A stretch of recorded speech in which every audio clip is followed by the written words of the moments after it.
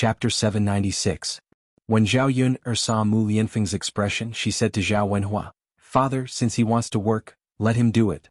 If he's with me in the future, I can't treat him like a treasure and wait on him. I have to let him learn how to do our family's farm work." Zhao Yun said it casually, as if she was talking about an extremely normal matter. Zhao Wenhua wiped the cold sweat on his forehead. His daughter really treated Mu Lianfeng as an ordinary man.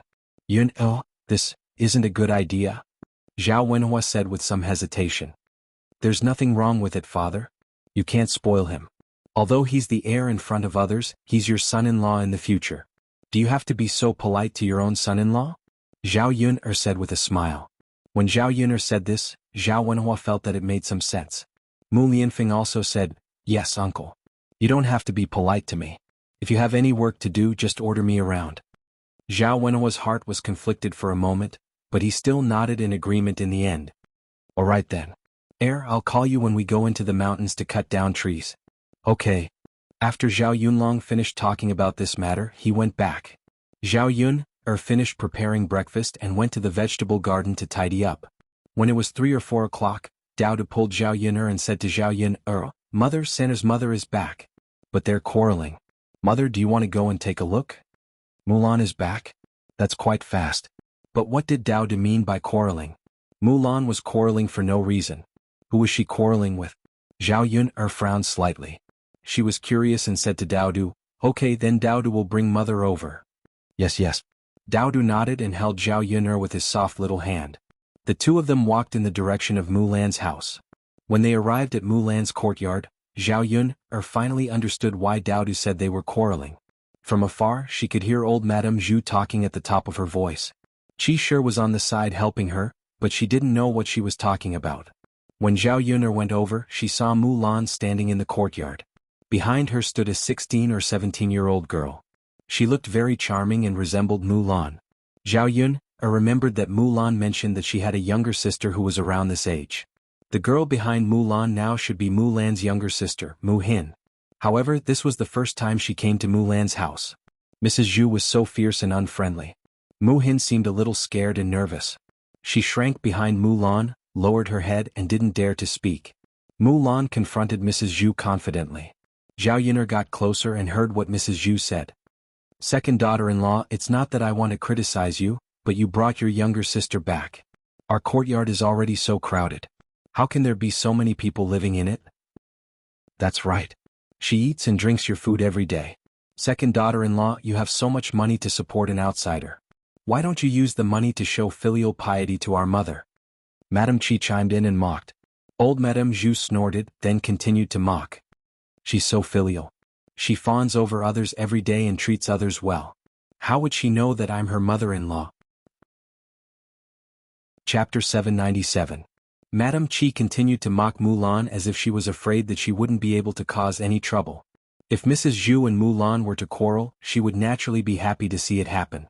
At the mention of this, Mrs. Zhu became even angrier. She snorted coldly. "I've never seen such an unfilial woman. How did our family marry such a daughter-in-law? We've been so unlucky for half our lives. It's so shameful if this gets out. She doesn't provide for her own daughter-in-law and son."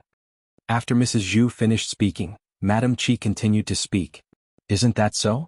Which family doesn't take good care of their in-laws? Otherwise, how can they be considered a good daughter-in-law? It's fine if second sister-in-law isn't filial to you, but now that she's a member of our family Zhu, she's actually helping to provide for her own family. In the entire village, no, in the entire town, there's no one like her within a few hundred miles. I think she just doesn't think of herself as a family Zhu's daughter-in-law." Mrs. Zhu snorted coldly.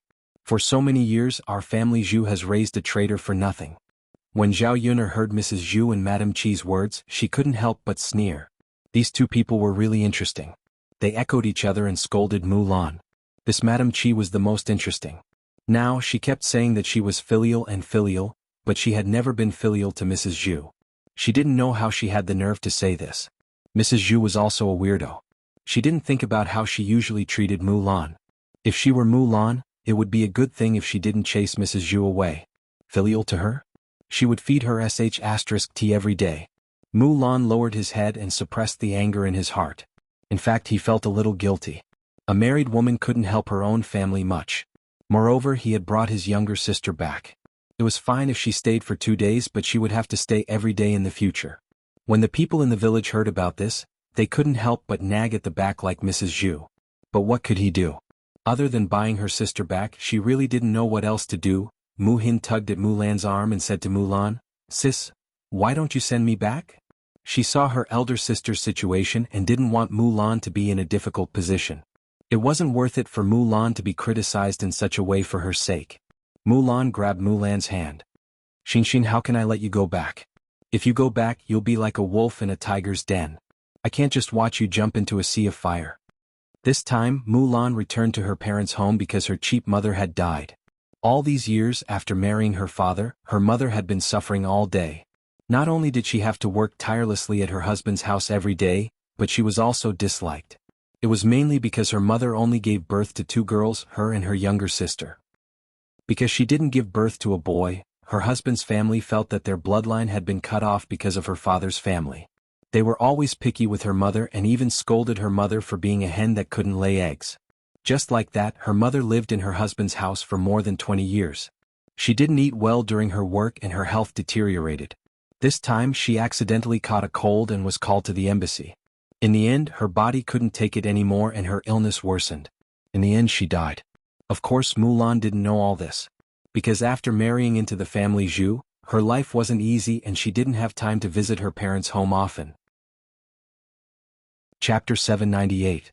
Knowing that her mother had passed away, her maternal family brought the news over, and she rushed back to her maternal family. Of course, Mu Hin was the one who told her the details of her mother's illness. She was not at her maternal family's house, but Mu Hin was. After hearing about her mother's suffering, Mulan was furious. If she knew that her mother was in such a situation, she would definitely bring her mother here and take good care of her.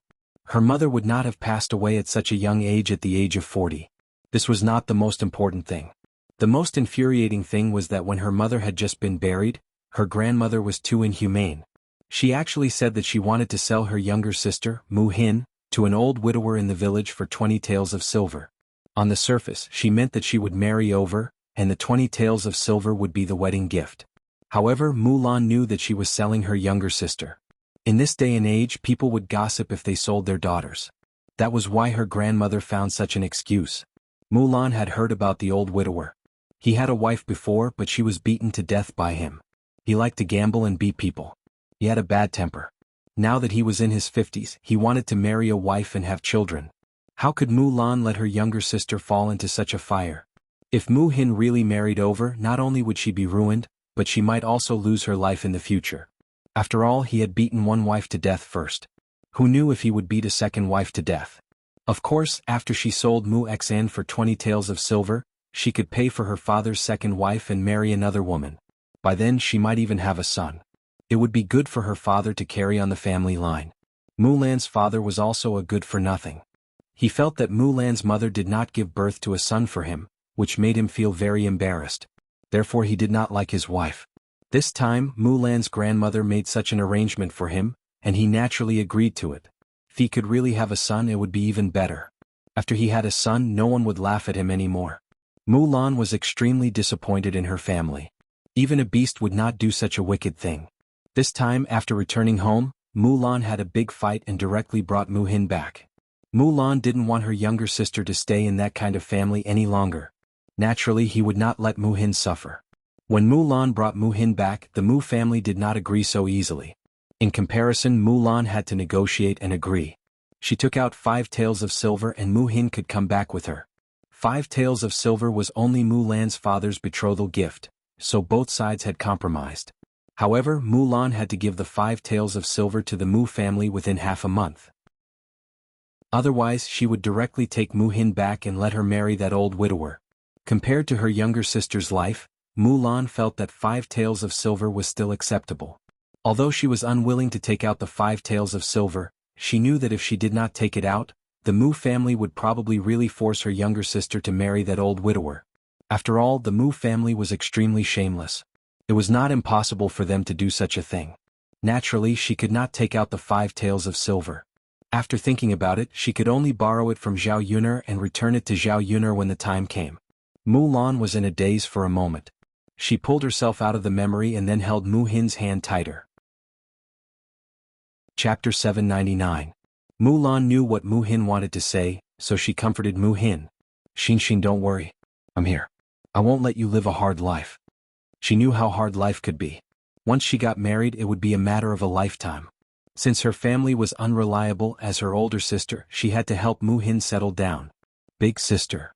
Mu Hin looked at Mulan with tears in her eyes. She seemed to be touched by the warmth that Mulan brought to her. Mulan took a deep breath and said to Mrs. Zhu and Madame Qi, "Mother, sister-in-law, we've already separated from the family. Even if I raise my sister, it's my business. My man hasn't said a word yet. When did you take turns to interfere? Besides, mother, sister-in-law, when we separated from the family, we agreed that I won't neglect what I should be filial to mother, but I won't give more than what I should. In other words, I won't give more or less than sister-in-law." After Mulan finished speaking, Mrs. Zhu became even angrier, but she didn't know what to say. Even Madame Qi didn't know what to say. Just as Mulan said, she would give what she should and wouldn't give less than what she gave. What reason did she have to criticize her? In addition, if she asked Mulan to give more to Mrs. Zhu, she would definitely say that the first branch was not as filial as the second branch. By then Mrs. Zhu would definitely be biased towards the second branch. Mrs. Zhu continued to glare at Mulan angrily. "You're really something. Now my words as your mother-in-law don't have any effect, do they?" Mulan didn't give in at all. She said to Mrs. Zhu calmly, "Mother, you're right. I'll listen to you, but I'll make my own decisions on other matters. You don't have to interfere. Also, my sister is here. She's eating and drinking my food. I'm the one who earns it. So what if I'm happy? It's not like I'm spending the family Zhu's money." Mrs. Zhu was so angry that she couldn't catch her breath. Cough cough. Madame Qi hurried forward and patted Mrs. Zhu's back twice. She complained to Mulan, "Second sister-in-law, you are really too much. How can you say that? Look, what if our mother gets sick from anger?" Mulan curled her lips coldly and said to Madame Qi, "Sister-in-law, what you're saying sounds like you're very filial. If I remember correctly, you ordered me around for a long time before, even throwing me to wash diapers and whatnot. Speaking of which, I'm still not as filial as you." Mulan emphasized the word filial. Of course, Madame Qi knew that Mulan was mocking her. She couldn't help but blush and she glared at Mulan. This little B***TCH was getting more and more eloquent. She didn't know what to say. After hearing Mulan's words, Mrs. Zhu also remembered what happened during that period of time. At that time, her eldest daughter-in-law bullied her very badly. Her son was also protecting his daughter-in-law, so she could only swallow her anger. What else could she do? When she thought of this, Mrs. Zhu angrily pushed Madame Qi's hand away. "You're such a hypocrite. If we're talking about being unfilial, then you're the unfilial one." Mrs. Zhu scolded. "Mother?" Madame Qi looked at Mrs. Zhu with some resentment. "Really? It was all Mulan's fault. That be***TC." Chapter 800. Mrs. Zhu and Madame Qi were stunned by Mulan's ferocious look. They did not dare to criticize Mulan anymore. Zhao Yun watched from the side. She had planned to help Mulan when she could not handle it, but she did not expect that Mulan could handle it by herself. Zhao Yun looked at Mulan with a trace of appreciation in her eyes. Mulan was getting stronger and stronger now. Ordinary people could not bully her easily. However, Zhao Yun liked Mulan's change. If Zhao Yun was not stronger, she could not deal with those weirdos in the family Zhu. After Mrs. Zhu and Madame Qi stopped talking, Mulan asked Mu Hin to rest in the house for a while. During this period, her younger sister had been working hard. Everyone at home was worrying. The Mu family did not care for their daughters and let Mu Hin do a lot of work. Therefore Mu Hin looked haggard and thin. Looking at her younger sister, Mulan could not help but feel sorry for her. She was at the prime of her life, but she had to go through all this. She sighed in her heart. It would be better in the future. With her by her side, she would take good care of her younger sister and would not let her suffer. Mu Hin nodded obediently and responded. She turned and went into Mulan's house. Looking at Mu Hin's thin figure, Mulan felt sorry for her again. After Mu Hin went in, Zhao Yun walked to Mulan and said to Mulan, "Sister-in-law Mulan, you're back so soon?" Mulan nodded. There was a trace of sadness between her eyebrows. Zhao Yun sensed that something was wrong with Mulan and asked about the situation. Mulan did not hide anything and told Zhao Yun everything. After hearing this, Zhao Yun could not help but frown. What was going on? She was speechless. She had seen it for herself. She thought about how her cheap father Zhao Wenhua was much better than Mulan's father. As for Hu Chunhua, no matter how bad he was, he did not sell his granddaughter. Zhao Yun suddenly thought of a saying, a person is better than a mountain. There was always someone better. There was always someone better. There was always someone even weirder. However, Zhao Yun did not pay much attention to it. After listening to Mulan's words, Zhao Yun comforted her with a few words. She felt that Mulan was really pitiful. Her younger sister was even more so. Yun let's sit in the room and talk inside, Mulan pulled Zhao Yun and said. Zhao Yun nodded. It was indeed inconvenient to talk in family Zhu's courtyard. Okay. Zhao Yun responded. After entering, Mu Hin was sitting on a stool. When she saw Zhao Yun come in, she did not recognize Zhao Yun. However, after Mulan introduced her, Mu Hin politely greeted Zhao Yun. Sister Yun. Seeing Mu Hin's timid expression, Zhao Yun also felt a trace of pity. Sai Yun, I really don't have a choice. I can't watch Xinxin suffer. I have to give these 5 taels to my maternal family, but I can't take it out in such a short time. Can you lend me 2 taels? During this period of time, Mulan followed Zhao Yun and saved some money. However, the family's expenses were also high. A large portion of it was used to buy things. After all, food was very expensive these days. Their family's food was considered to be quite good. Mulan only had 3 taels. She still needed 2 taels to gather 5 taels.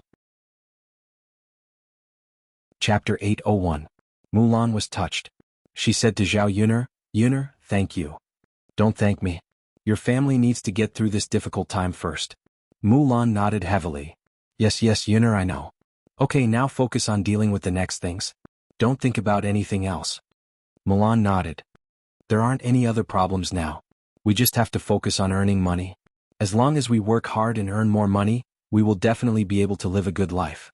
Zhao Yun felt that Mulan was right. In this era, they would be able to live a good life if they worked hard and earned money. At this moment, Mu Hin said to Mulan, Sister, I will be a burden to you if I stay here and eat your food. How about this? Can you see where I can do some work? I will find a job. Xinxin, it's okay. Our family is not like before. It's not so hard. Our life will get better and better. You just rest at home these days. If you feel that you are freeloading, you can help me take care of the children or do some housework. Mulan said this to comfort her sister. She was afraid that she would feel guilty or uncomfortable. Sister, I will do it even if you don't say this. But if I don't do any work, you will be the only one supporting the family. Mu Hin's little face looked conflicted. Mulan sighed and comforted her. It's okay. We are sisters. You and I don't have to worry about these things. Just rest well. Mu Hin sighed slightly. Finally she said to Mulan, But sister, I have to find a job in the future. She could more or less earn some money. When the time came, she could take care of her food and drink. It would be fine as long as she did not burden Mulan. When it came to her sister, she already had a place to stay. Her sister had already given her 5 taels of silver. If she didn't do anything, she would feel guilty. Zhao Yun could understand Mu Hin's mentality. In the end, this little girl was too thin-skinned and didn't want to trouble Mulan. Even though she knew that Mulan was her biological sister. Zhao Yun thought for a moment, then said to Mulan, Sister-in-law Mulan, how about this? Let your younger sister help out at our stall, and I'll pay her 500 copper coins a month. It just so happens that we need people at our stall. Mu Hin's eyes brightened when he heard that Zhao Yun could help and that he would be paid 500 copper coins a month. She asked Zhao Yun, Sister Yun, is that true? Zhao Yun nodded, but Mulan frowned and asked. But Yun, doesn't she have your sister Pinger to help? Is it really necessary to hire so many people? Mulan was afraid that Zhao Yun would deliberately ask Mu Hin to help out their family. Wouldn't that be giving Mu Hin 500 copper coins for free? Then Zhao Yun would earn less every month. Zhao Yun smiled and comforted her. Sister-in-law Mulan, I fired my sister Pinger. She's really talkative. Even if your younger sister doesn't help, I'll probably find another person. Mulan only agreed after hearing Zhao Yun's words. Zhao Pinger was indeed talkative and liked to cause trouble. No wonder Zhao Yun didn't want Zhao Pinger to go over. This was also good. She didn't have to worry about being alone in front of her. Chapter 802. Zhao Yun responded. She did not believe that Mu Hin would not be able to do a good job. After all, Mu Hin had done a lot of work in the Mu family. How could she be worse than Zhao Pinger? As long as she was nimble and did a good job, it would be fine.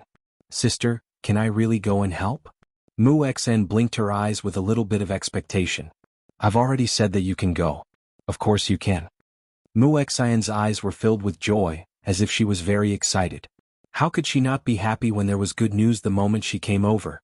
Her goal now was to work hard together with Mulan and lead a better life. I'll definitely work hard. Mu Hin suppressed her excitement and said. Zhao Yun'er and Mulan chatted for a while before Zhu Eru returned from his work in the fields. He did not know what had happened at home. He did not expect Mulan to return so soon. He was stunned to see the three women as soon as he entered the house. Mu Hin hurriedly called out to Zhu Eru timidly, "Brother-in-law." Zhu Eru came back to his senses and smiled at Mu Hin. "Little sister, you're here." "Mm." Mu Hin responded bitterly. "Eru?"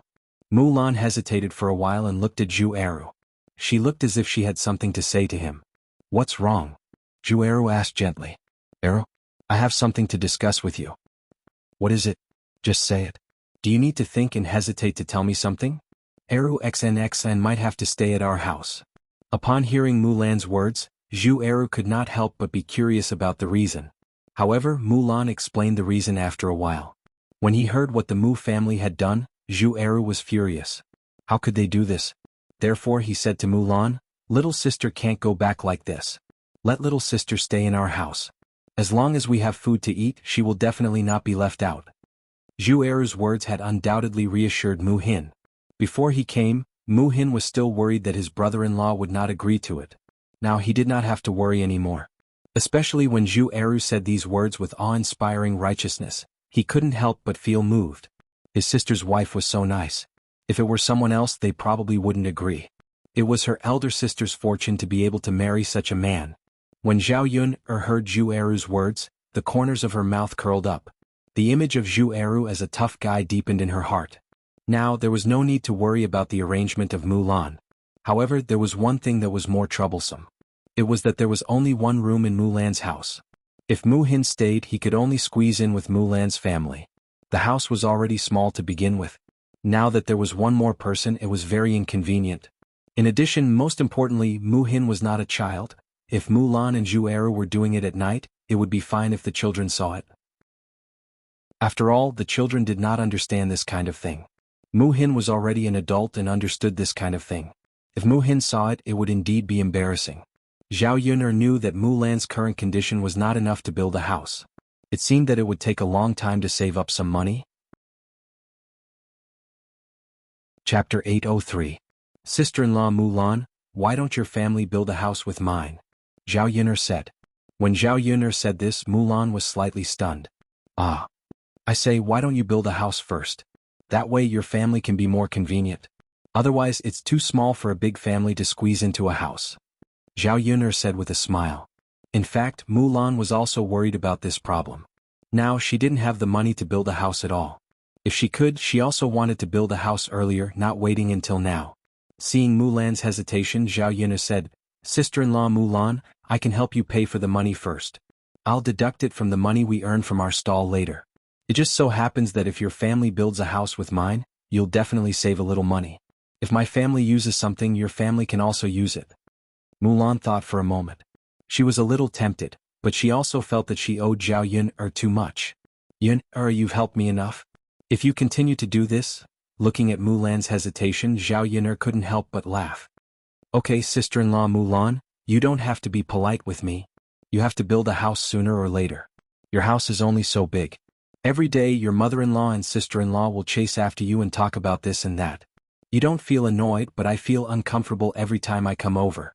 Then, okay, Yun'er. AI, if it weren't for you, I don't know what I would do." Mulan sighed. Mulan wasn't unaware that her life was so good. Zhao Yun'er's contribution was too great. Otherwise she would probably be separated. Now she wouldn't even have food to eat, let alone build a house. "Okay, don't be pretentious with me. I don't like this. It's almost time. I have to go back and cook." Zhao Yun'er got up and said goodbye. Mulan nodded and responded. She was ready to send Mulan out. "Wait." Zhu Eru shouted. Zhao Yun'er looked back with some doubts. Zhu Eru said, "Yun'er, I caught some loaches from the field. Why don't you take some back? You can eat it at night." Zhu Eru thought that if Zhao Yun'er helped his family, he naturally should share some good things with Zhao Yun'er. Otherwise he would be too heartless. The loach was not bought with money. It was more or less a token of their family's sincerity to serve it as a dish. Loach was indeed a delicacy for Zhao Yun'er. Zhao Yun'er did not refuse but nodded in agreement.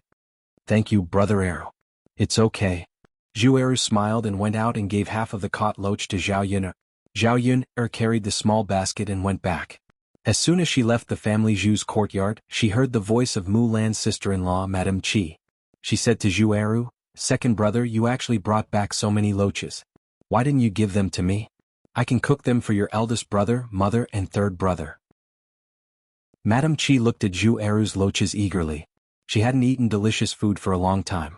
Although loaches weren't very good things, at least they had some meat flavor. Zhu Eru's mouth twitched.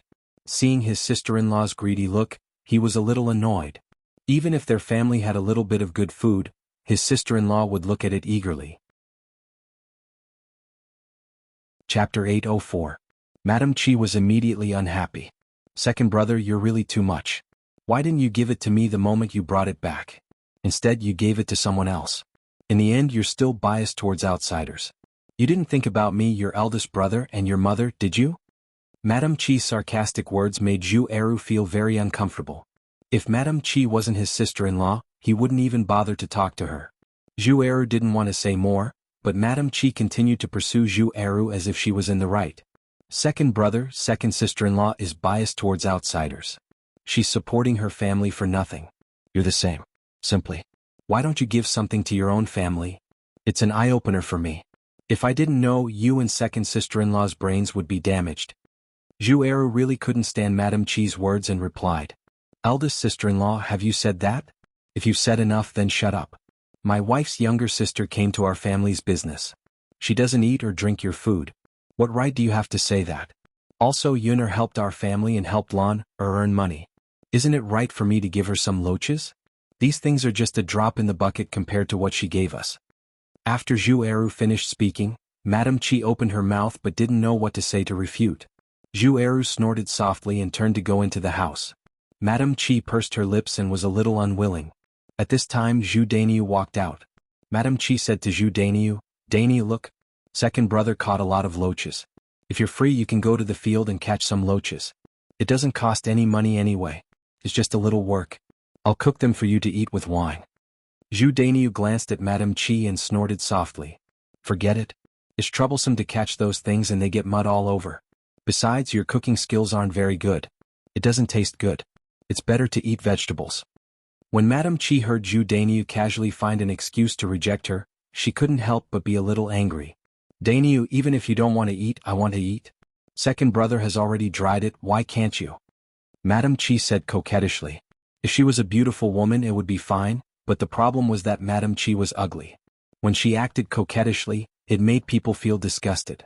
Zhu Dainiu frowned unhappily. "You're such a bitch. Don't you feel sorry for your man? Do you think it's easy to catch a loach? Dainiu, so annoying. All you know is to eat every day. No wonder there's so much feces and urine." Zhu Dainiu's eyes revealed a trace of impatience and disdain. Madame Qi quickly shut her mouth. She knew that if she continued to speak, Zhu Dainiu would definitely get angry. She sighed in her heart. If it were another man he would definitely go to the fields to catch her.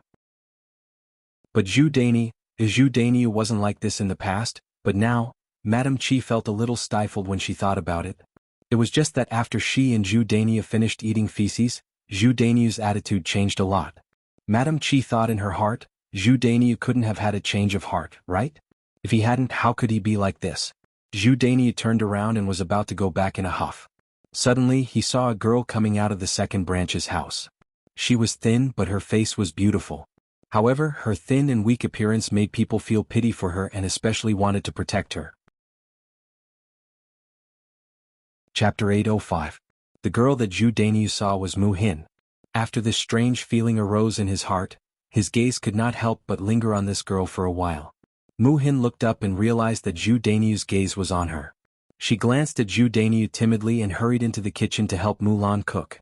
"Elder sister, let me help you," Mu Hin said to Mulan. Now that she was here with her elder sister, she naturally had to lend a hand wherever she could. Her elder sister had to do so much work alone to take care of the whole family. It was already very tiring. Mulan did not refuse and nodded. Yes. Come, let's eat together and have a chat. Yes, okay. Zhu Dainiu heard the girl's clear and melodious voice. Zhu Dainiu's heart fluttered for a moment. This voice was really nice, much nicer than his wife's voice. This girl was good-looking, had a pleasant voice, and looked very gentle and considerate. As long as one was a man, he would probably prefer this type of girl. Zhu Dainiu stroked his chin and followed her into the kitchen.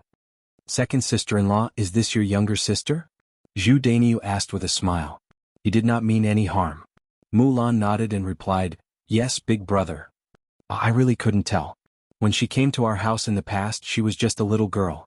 Now she has grown up to be quite beautiful, Zhu Dainiu said with a smile. She could not help but glance at Mu Hin and size up Mu Hin. Mulan responded. This younger sister of hers had come to her house a few years ago. At that time, Hua had just been born. It had been 6 or 7 years. At that time her younger sister was indeed a little girl. That's good, that's good. Second sister-in-law, treat her well. Since you're here, you're a guest. Zhu Dainiu greeted him with a smile. Mulan nodded. She felt that Zhu Dainiu's attitude was different from the others in family Zhu. He breathed a sigh of relief in his heart. He originally thought that Zhu Dainiu was here to pick a bone, but he didn't expect that to be the case. After Zhu Dainiu finished speaking, he did not leave immediately. Instead, he stayed in the kitchen and glanced at Mu Hin from time to time. Looking at Mu Hin's busy figure, Zhu Dainiu could not help but sigh in his heart. This young, gentle, and diligent girl was so much better than his wife. Mu Hin felt uncomfortable being stared at by Zhu Dainiu, but he couldn't say anything. Mulan noticed that something was wrong with Zhu Dainiu, so she asked Zhu Dainiu, what's wrong, big brother? What are you doing in the kitchen? It's so smoky. You should leave. Since Mulan said that, Zhu Dainiu felt embarrassed to stay any longer. The corners of his mouth twitched. He laughed and said, all right then. I'll go out. You guys do your work. Second sister-in-law, since your younger sister is here, you should treat her well. Got it, big brother, Mulan said. Zhu Dainiu reluctantly withdrew his gaze and pulled himself out of the kitchen. After Zhu Dainiu left, Mu Hin timidly whispered in Mulan's ear, sister, why do I feel that your big brother is a little strange? Mulan frowned. Is that so?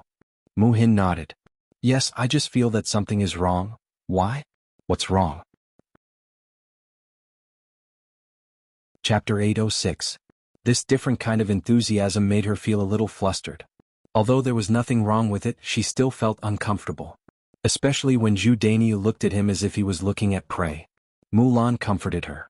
Xin, isn't it better for big brother to be like this than for me and your mother-in-law? Mu Hin nodded. That's true, Zhu Dainiu looked at her. Although it made her feel uncomfortable, it was much better than Mrs. Zhu and Madame Qi's harsh words. Alright Xin, don't think too much. They're just saying it. It doesn't really matter. Stay here with me. When my new house is built, we'll move out. Mu Hin nodded with a hint of anticipation. Mulan sighed and said, but you can't stay at my house forever. You'll have to get married when you're of age. Xin, I'm not chasing you away. If you meet a good man, you can marry him. If not, you can stay here with me. At most, I'll take care of you for the rest of your life. Mu Hin nodded. That was what she thought too. She wasn't young anymore. Other people at her age were already married. If she met a good man, there was no harm in marrying him. After all, she didn't want to stay at her sister's house and become a burden to her sister. Okay, sister. If there are any good men, help me keep an eye out for them. I'll listen to you, Mu Hin said.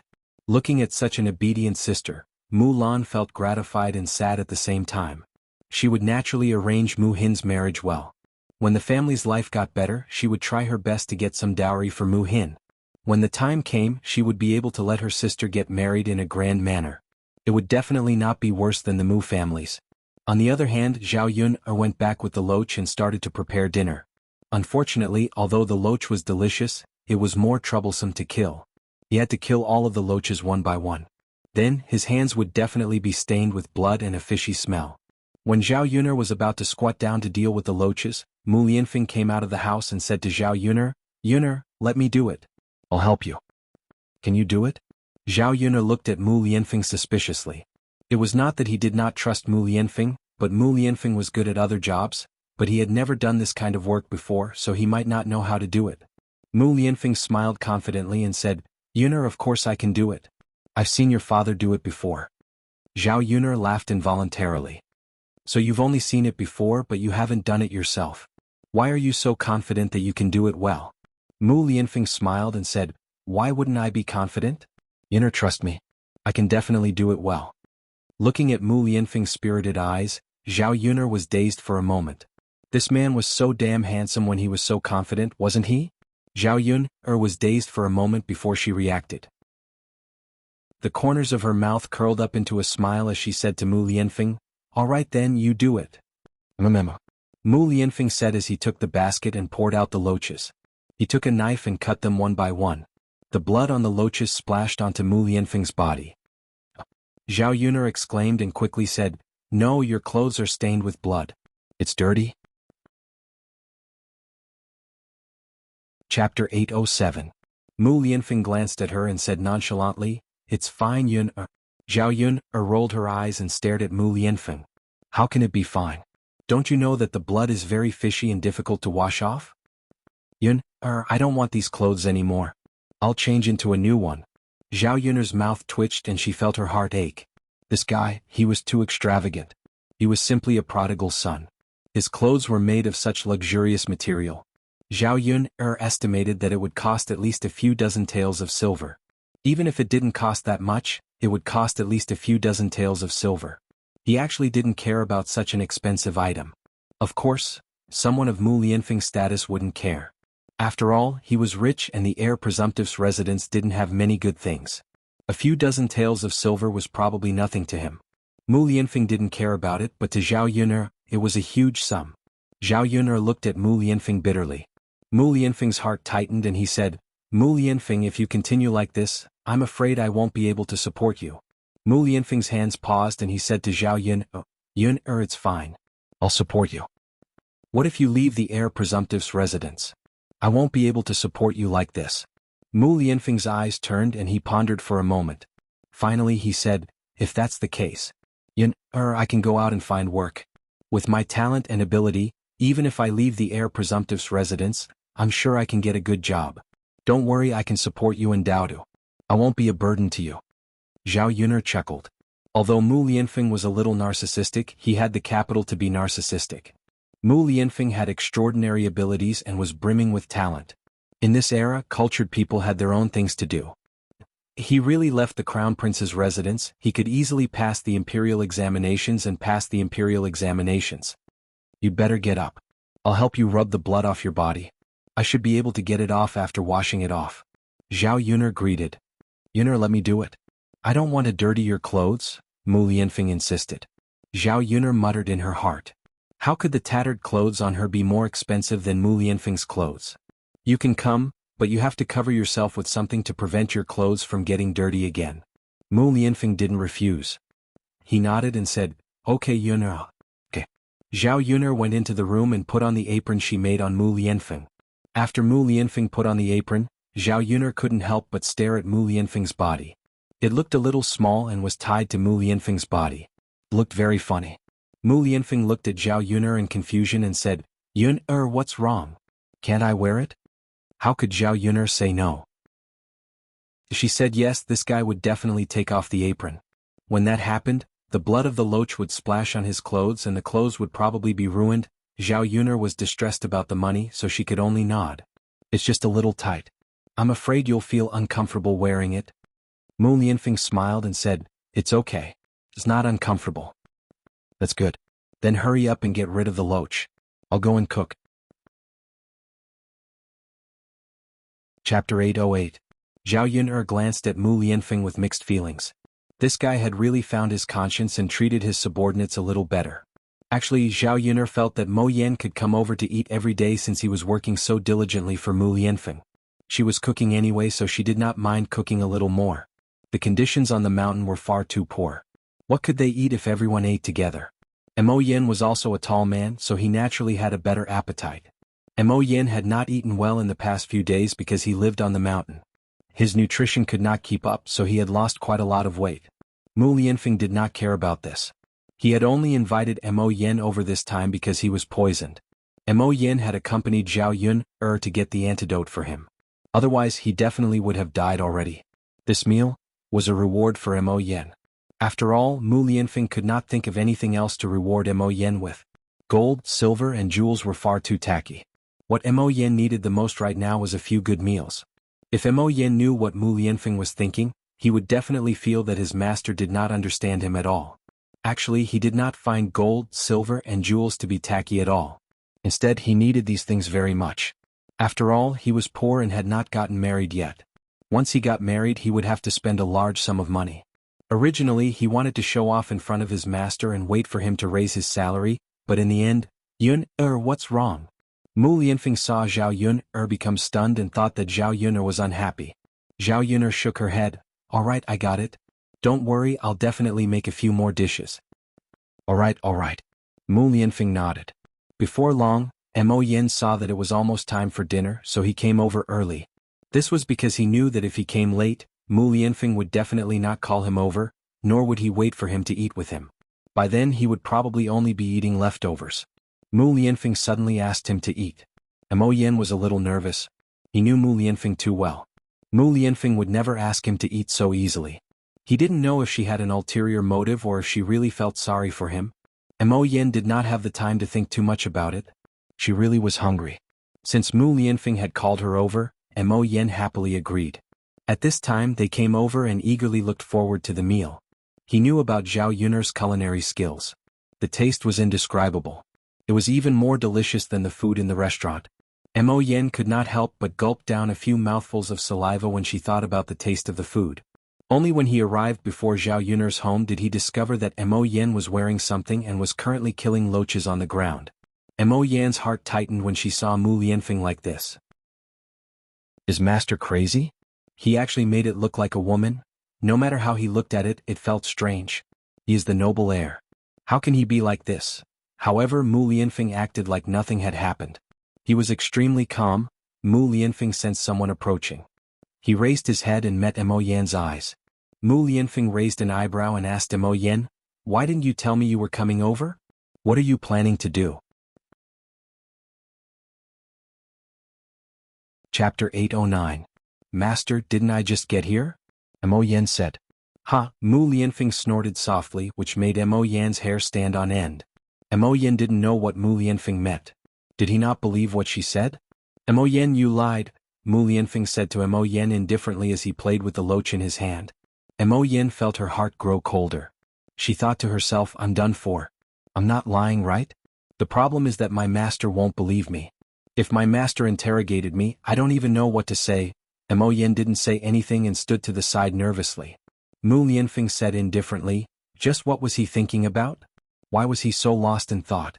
Mo Yan, can you tell me? Mo Yan became more and more nervous. She felt like she was about to break out in a cold sweat. She knew that if she didn't give a reasonable explanation and didn't tell Mu Lianfeng the reason, her master would have plenty of ways to torture her. Falling into Mu Lianfeng's hands was definitely a very tragic thing. Mo Yan swallowed a few mouthfuls of saliva and finally said, Master. Actually, I wasn't thinking about anything else, but, Mo Yan hesitated for a moment and didn't dare to say it. But what? Master, if I say it, you have to promise me first that you won't skin me alive. Mu Lianfeng raised the corner of his mouth and said, Say it. Mo Yan hesitated for a while and said timidly, Master, whose clothes are you wearing? You look like a woman, Mo Yan grumbled. Thinking about it, her master was the dignified heir of a noble clan. Why did he seem more and more like a sissy now? With that, Mu Lianfeng's face immediately turned cold. He suppressed his emotions and asked, Really? Yes, master. Why don't you take it off? If other people see it, they might laugh at you. Don't ruin your reputation. Mu Lianfeng's cold voice sounded again. Mo Yan's but clenched in fright. Whenever her master acted like this, it meant that disaster was about to befall someone else. Mo Yan knew that Mu Lianfeng was probably angry. Why was he so tragic? All he did was speak the truth. Did it have to be like this? He had kindly reminded him, but in the end, this was the result. If he had known earlier, he would have just made up a random excuse. After finishing the last loach, Mu Lianfeng looked at Mo Yan coldly. His gaze seemed like he wanted to eat her. Mo Yan felt a cold breath on her neck. She said to Mu Lianfeng nervously, Master, you said that you won't skin me alive. You can't go back on your words. The corner of Mu Lianfeng's mouth curled up slightly as he said to Mo Yan, I will naturally do what I've promised. However, if I don't skin you alive, I have other ways to torture you. After Mu Lianfeng said that, a scheming look flashed through his eyes. Mo Yin was petrified on the spot. How could he do this? Sup? Her master was too hateful. Wasn't he shameless in disguise? Chapter 8:10. Mo Yin looked at Mu Lianfeng nervously. She wanted to know just how Mu Lianfeng was torturing her. After waiting for a while, she realized that Mu Lianfeng was saying leisurely, "Actually, it won't hurt you at all. You just have to wear my clothes and walk a few more rounds on the mountain. That'll be fine." Mo Yin was deeply hurt when she heard that. Her master was just too heartless. He wasn't lying. Her body wouldn't be harmed at all, but what about her mind? That would be very severe. It would be far more painful than her mind. Mo Yin could already imagine that if she walked around the mountain a few more times while wearing the clothes, the miners would laugh at her. Mo Yan's face became bitter when she thought of that. She looked at Mu Lianfeng with some despair and said, "Master? Actually, I'm willing to be skinned alive by you. Your punishment is just too severe. I can't bear it. Master, if you want to punish me, can you do it in another way?" "I really can't do that." Mo Yin frowned and begged. She hoped that Mu Lianfeng would relent if she said it. Unfortunately, Mu Lianfeng had no intention of relenting at all. Instead, he said coldly to Mo Yin, "What? Since when did you start bargaining with me?" Mo Yin knew that she had to do this when she saw her master suddenly become stern. "All right, master," Guning said. Mo Yin swallowed the words she wanted to say in the end. Sigh, she could only sigh at her bad luck. What else could she do? Zhao Yun heard everything Mu Lianfeng said in the kitchen. She sympathized with Mo Yin very much. It seemed like Mu Lianfeng didn't treat anyone well apart from her and Daodu. Even his own subordinates bullied him so badly. Zhao Yun came out of the kitchen and said to Mu Lianfeng, "Is the loach ready?" Only then did Mu Lianfeng shift his attention. He said to Zhao Yun, "It's done. Just wash it with water." "Okay," Zhao Yun said. She went into the kitchen and brought out a lot of water to wash the loach. "Wash your hands with the honey locust to avoid the fishy smell." "Okay." Mu Lianfeng answered obediently. Mo Yin stood to the side and watched. She couldn't help but sigh inside. His master was like a good daughter-in-law in front of Zhao Yun. How could she treat him like this? What was wrong with him? Zhao Yun sensed Mo Yan's aggrieved gaze, so she said to Mo Yin, "Mo Yin will have to wait a while for dinner. I'm cooking. Go sit in the room and rest for a while. There's tea inside, so pour some for yourself. It's quite tiring to stand here. You're already working hard enough." After Zhao Yun said that, Mo Yin felt a sliver of warmth in her heart. Her mistress was still the best. She knew how to care for her. She wasn't like her master, who didn't have any humanity. "Okay, mistress." Mo Yin nodded and went into Zhao Yun's room. Before Zhao Yun went in to cook, she told Mu Lianfeng to take off his apron. Come to think of it, she was the one who had harmed Mo Yin. Otherwise, Mo Yin wouldn't have been tortured by Mu Lianfeng. Chapter 8:11. Although the food he made wasn't some exotic delicacy, it tasted delicious. The dishes were so fragrant that Mo Yin could not help but drool before she tasted them. Zhao Yun told Mo Yin to eat when she saw how envious Mo Yin was. Before Mo Yin died, she had to have a good meal at the very least so that she could die with a full stomach. After the meal, Zhao Yun took out a toothpick and helped Mo Yin and Mu Lianfeng pick their teeth. They had eaten far too much meat, so it was unavoidable for them to get meat on their teeth. It was impossible to remove it by hand. As for the toothpick, Zhao Yun made it herself. The villagers did not seem to use them. This was because the villagers were extremely poor in the first place. They only had a few meals of meat each year, so they did not use them at all. Even if they got meat on their teeth, they would not remove it. After Mo Yin received it, she said to Zhao Yun, "Thank you, madam." Zhao Yun shook her head. "You're welcome." Mu Lianfeng took it as well. Just when the two of them were about to pick their teeth, they discovered that Zhao Yun was staring at them. Mu Lianfeng asked curiously, "Yun, is there something else you want from us?" Zhao Yun shook her head. "It's actually nothing. I just want to see if you two pretty men look good when you pick your teeth." Mo Yin and Mu Lianfeng became speechless when they heard what Zhao Yun had said. Mo Yin was nervous because Zhao Yun had directly praised her as a pretty man in front of Mu Lianfeng. How could that be? With her master's jealous personality, Mu Lianfeng would probably be extremely displeased when Zhao Yun praised him. Fortunately, Mo Yin was overthinking things this time. Mu Lianfeng had not thought of that. "Yun, what's there to look at?" "Of course." "Then, forget it, I'll go rinse my mouth." Mu Lianfeng suddenly felt uncomfortable and said to Zhao Yuner. Mo Yen added in a hurry, I'll rinse my mouth as well. Hey, why are you guys like this? Zhao Yuner suddenly felt a little disappointed. Madam, your way of thinking is a little special. Normal people can't satisfy you. Zhao Yun rolled her eyes and looked at the master and servant. Could it be that her actions had frightened them? Since that was the case, then forget it. Actually, she didn't have that many special hobbies. She was just curious. Then you guys chat, I'll go wash the dishes. Zhao Yuner said. After eating her fill, Mo Yen began to report to Mu Lian. Master, a lot of iron has been smelted. Can we rush out the first batch of weapons? His Majesty is already urging us. The war could start at any time. We have to hurry. Mu Lianfeng nodded. I'll leave the matter of the weapons to you. The weapons have to be of good quality. Keep a close eye on them and don't let anything go wrong. When it came to serious matters, the master and servant were much more normal. In particular, Mu Lianfeng did not make things difficult for Mo Yen. All right, master, I've done what you asked me to do last time. The reason why the Red Jade Mountain Villa attacked you was because of the Prime Minister. Back then, the Prime Minister saved the Villa Lord's life, so the Red Jade Mountain Villa owed him a favor. This time, the Prime Minister asked the Red Jade Mountain Villa to help, so they obviously didn't refuse. Speaking of which, you can't blame the Red Jade Mountain Villa too much.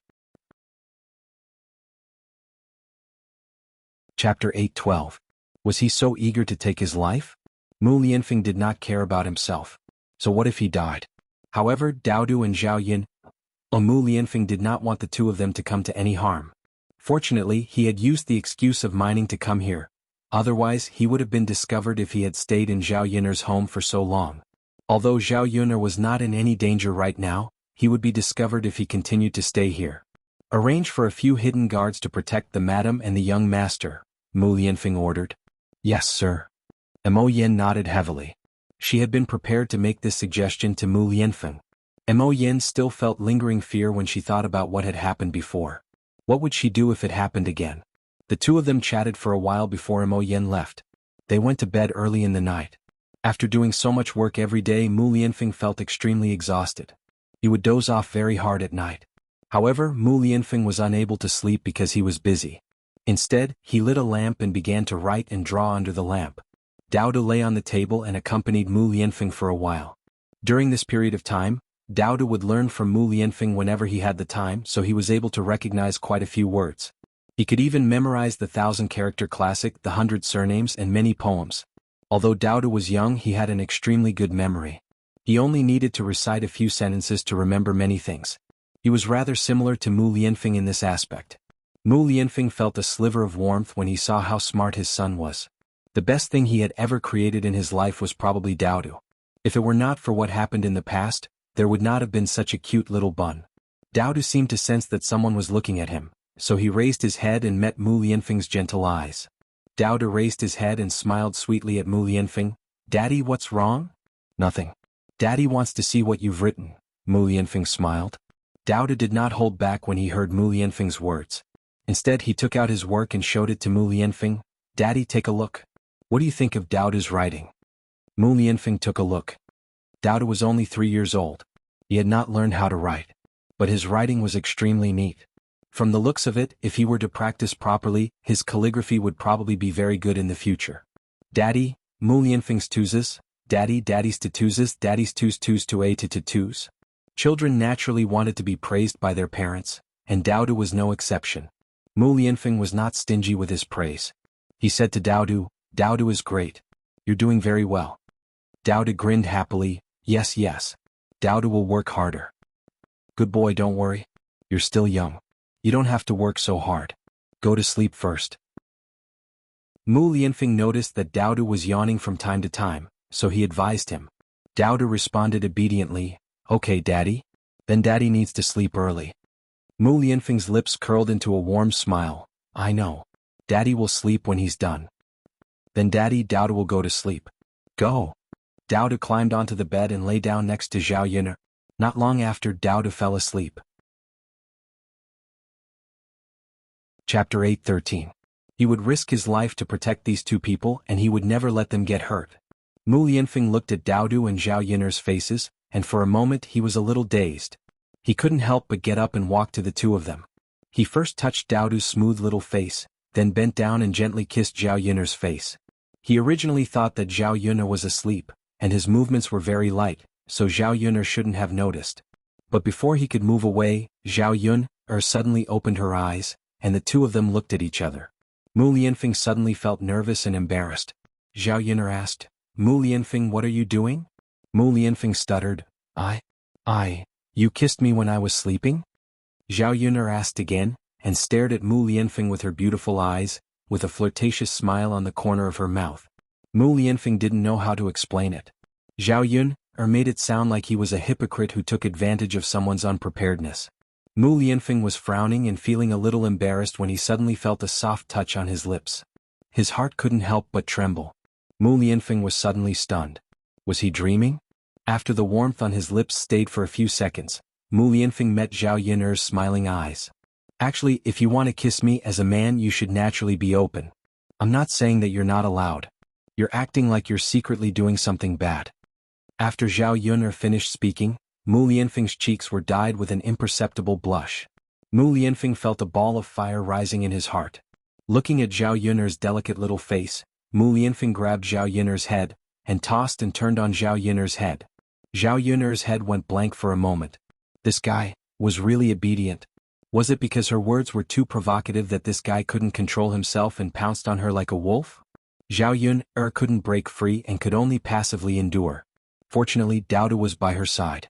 It was inconvenient on such a small bed, otherwise Zhao Yun'er felt that Mu Lianfeng might go one step further.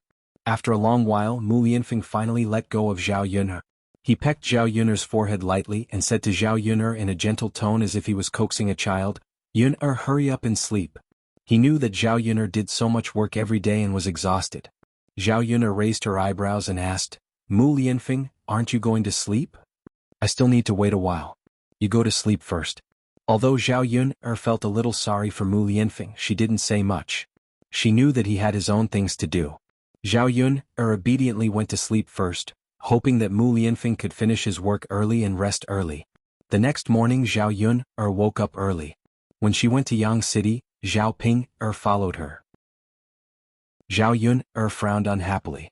There was a trace of disgust when she saw Zhao Ping'er. She said to Zhao Ping'er in a displeased tone, "What are you doing here?" "I'm going to the shop to help." Zhao Ping'er raised her chin and said. Zhao Yun'er frowned and stared at Zhao Ping'er unhappily. "I said that you don't have to help at the shop. Of course, if you insist on following me, it's fine. You can walk there yourself. Don't sit on my xiaomao. Also, I won't pay you." Chapter 8:14. Zhao Yun'er snorted. "Are you deaf or do you have a problem with your intelligence? Didn't I make it clear enough yesterday?" "Zhao Yun'er, you've gone too far. Zhao Ping'er, I've tolerated you for a long time. You'd better not offend me. Otherwise, I won't lend you the dowry after you get married to my mother, so I won't lend it to you either. You won't be able to get married and you'll become a joke in the village." Zhao said that to scare Zhao Ping'er. Zhao Yun'er didn't want to let such a troublemaker stay at home to disgust her. Hearing that, Zhao Ping'er immediately became obedient. Indeed, this was what Zhao Ping'er was most afraid of. It wasn't easy for her to find a suitable man to marry. If he didn't work this time, she wouldn't be able to find a man as handsome as the one in Qinyuan next time. Zhao Ping'er was disappointed at once. She looked at Zhao Yun'er with sadness in her eyes. Zhao Yun'er was too much. How could she treat her like this? Seeing that Zhao Ping'er stopped complaining, Zhao Yun'er smiled. It seemed that this method worked well on Zhao Ping'er. Why didn't she think of using this method to scare Zhao Ping'er before? At this time, Mulan and Mu Hin walked over. Zhao Yun'er called them to get in the car, and they drove leisurely to Yang City. When they arrived at Yang City, the stall was set up. Zhao Yun'er observed Mu Hin for a while. She was very smart and efficient when working. She was much better than Zhao Ping'er, who was stupid. Mulan also watched Mu Hin work nervously. If Mu Hin didn't do a good job, he wouldn't be able to keep her. However, when he saw that Mu Xian was working very efficiently, he let out a sigh of relief. Liang Jinxiao was curious about Mu Hin, so he kept asking Mulan. Mulan then told Liang Jinxiao about her younger sister. After hearing what Mulan said, Liang Jinxiao sympathized with Mu Hin. This little girl was good in every way, but she was too pitiful. Precisely because of this, Liang Jinxiao felt pity for Mu Hin. She's a good child. It's good that she's helping out at our stall. We just happen to be short of a helper, Liang Jinxiao said. Since Xin is here to help, I'll definitely let her do a good job, Mulan said. Very good. This girl is diligent and clever. She's very good. Aha, thank you for the compliment, Auntie. This child is not bad. I didn't mean to praise her, Liang Jinxiao said with a smile. Mulan was also very happy that her younger sister was recognized by others. Liang Jinxiao talked to Mulan for a while. If he hadn't talked to Su Yukai, Liang Jinxiao would think that Zhao Tianan and Mu Hin would be a good couple. The two children were about the same age. Mu Hin was so sensible, obedient, diligent, and beautiful. If he married her, it would be his family's blessing. Mulan was a good person. Naturally, this younger sister wouldn't be too bad. Liang Jinxiao planned to introduce Mu Hin to Zhao Tianan if the talk with the Su family didn't work out. As Mulan said, he wanted to introduce Mu Hin to a good family. Although the third branch of the family wasn't very rich, at least after Mu Hin married into the family, they would treat Mu Hin well and wouldn't let Mu Hin suffer. Chapter 8:15. Based on Zhao Qianan's attitude towards Ma Xiaofeng, Liang Jinxiao knew that if they really got married, Zhao Tianan would definitely treat his wife 100% well. Thinking like this, Liang Jinxiao would have to wait and plan for the specifics later. She had already contacted the people from the Su family and arranged for the two children to meet in the next few days. Under normal circumstances, the man and woman would not meet easily. This time the situation was special.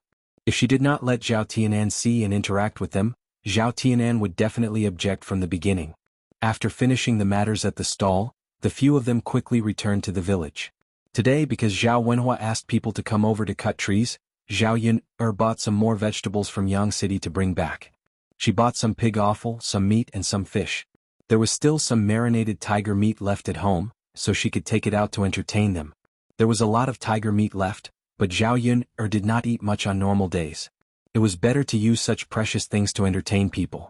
There were vegetables in their vegetable garden, so there was no need to buy them. On the way, Mulan and Zhao Yun discussed the matter of building a house. Mulan was not like Zhao Yun's family who wanted to build a big house. Their family planned to build 3 or 4 houses. Even if 3 or 4 houses were to be built with bricks and tiles, they should be able to build a house with more than 10 taels of silver if they were frugal. Thinking about it, if they were to build a new house, their family would naturally be much more comfortable after moving out from family Zhu to live in a new house. Where to build the house? Mulan wanted to build it together with Zhao Yun's family.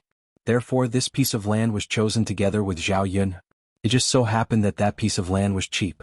In the future, it would be more convenient for them to visit Zhao Yun when they were neighbors. As for the land that Mulan mentioned, Zhao Yun felt that it was a good idea. If Mulan's house was not built together with hers, her house would be left alone at the foot of the mountain. Mulan would go and live with them. Not only would it be more lively, but they could also take care of each other on normal days. If something were to happen, they would at least be able to call for help. When the car arrived at old Zhao's house, Liang Jinxiao and Zhao Yun got out of the car and found that a carriage was parked in front of old Zhao's yard. It seemed like someone was coming. Zhao Yun and Liang Jinxiao were curious. Normally, old Zhao's family didn't come into contact with any big shots. Zhao Yun and Liang Jinxiao entered the courtyard and found that old Zhao's family members were surrounding a man and asking questions. This man was wearing dark red clothes and looked very luxurious. When Zhao Yun saw this, she felt that this man's clothes were a little flirtatious. For a man to wear this kind of clothes, she felt that something was wrong. This man was about 25 or 26 years old. He had a square face and was not good looking. His behavior gave people the impression that he was a rich second-generation heir from a good family. Of course, this was only for the people in the countryside. In Yang City there were more people with such conditions. When this man came over, the most attentive person was Li Chuiying. He kept talking in front of him and asked about his well-being, for fear that he would neglect him. Zhao Jinger, on the other hand, stood to the side with her head lowered, looking shy. Seeing this, Zhao Yun guessed. This man was probably the man that matchmaker Gao had found for Zhao Jinger. He looked so rich. No wonder old Zhao's family members were so enthusiastic. Chapter 8:16. Zhao Yun couldn't help but shake her head. In terms of appearance and other things, without considering money, this man really didn't deserve Zhao Jinger. Anyway, Zhao Jinger was as pretty as a flower and as beautiful as jade, but this man was not only not good looking, but also older than Zhao Jinger by at least 7 years. With such a big age gap, could the two of them really get along? Old Zhao's family and Zhao Yun didn't care about these things. As long as the man was rich and could live a good life, everything was fine. They wouldn't consider anything else at all. Zhao Yun carried her things and walked into old Zhao's yard. She didn't hear what they were talking about until she got closer.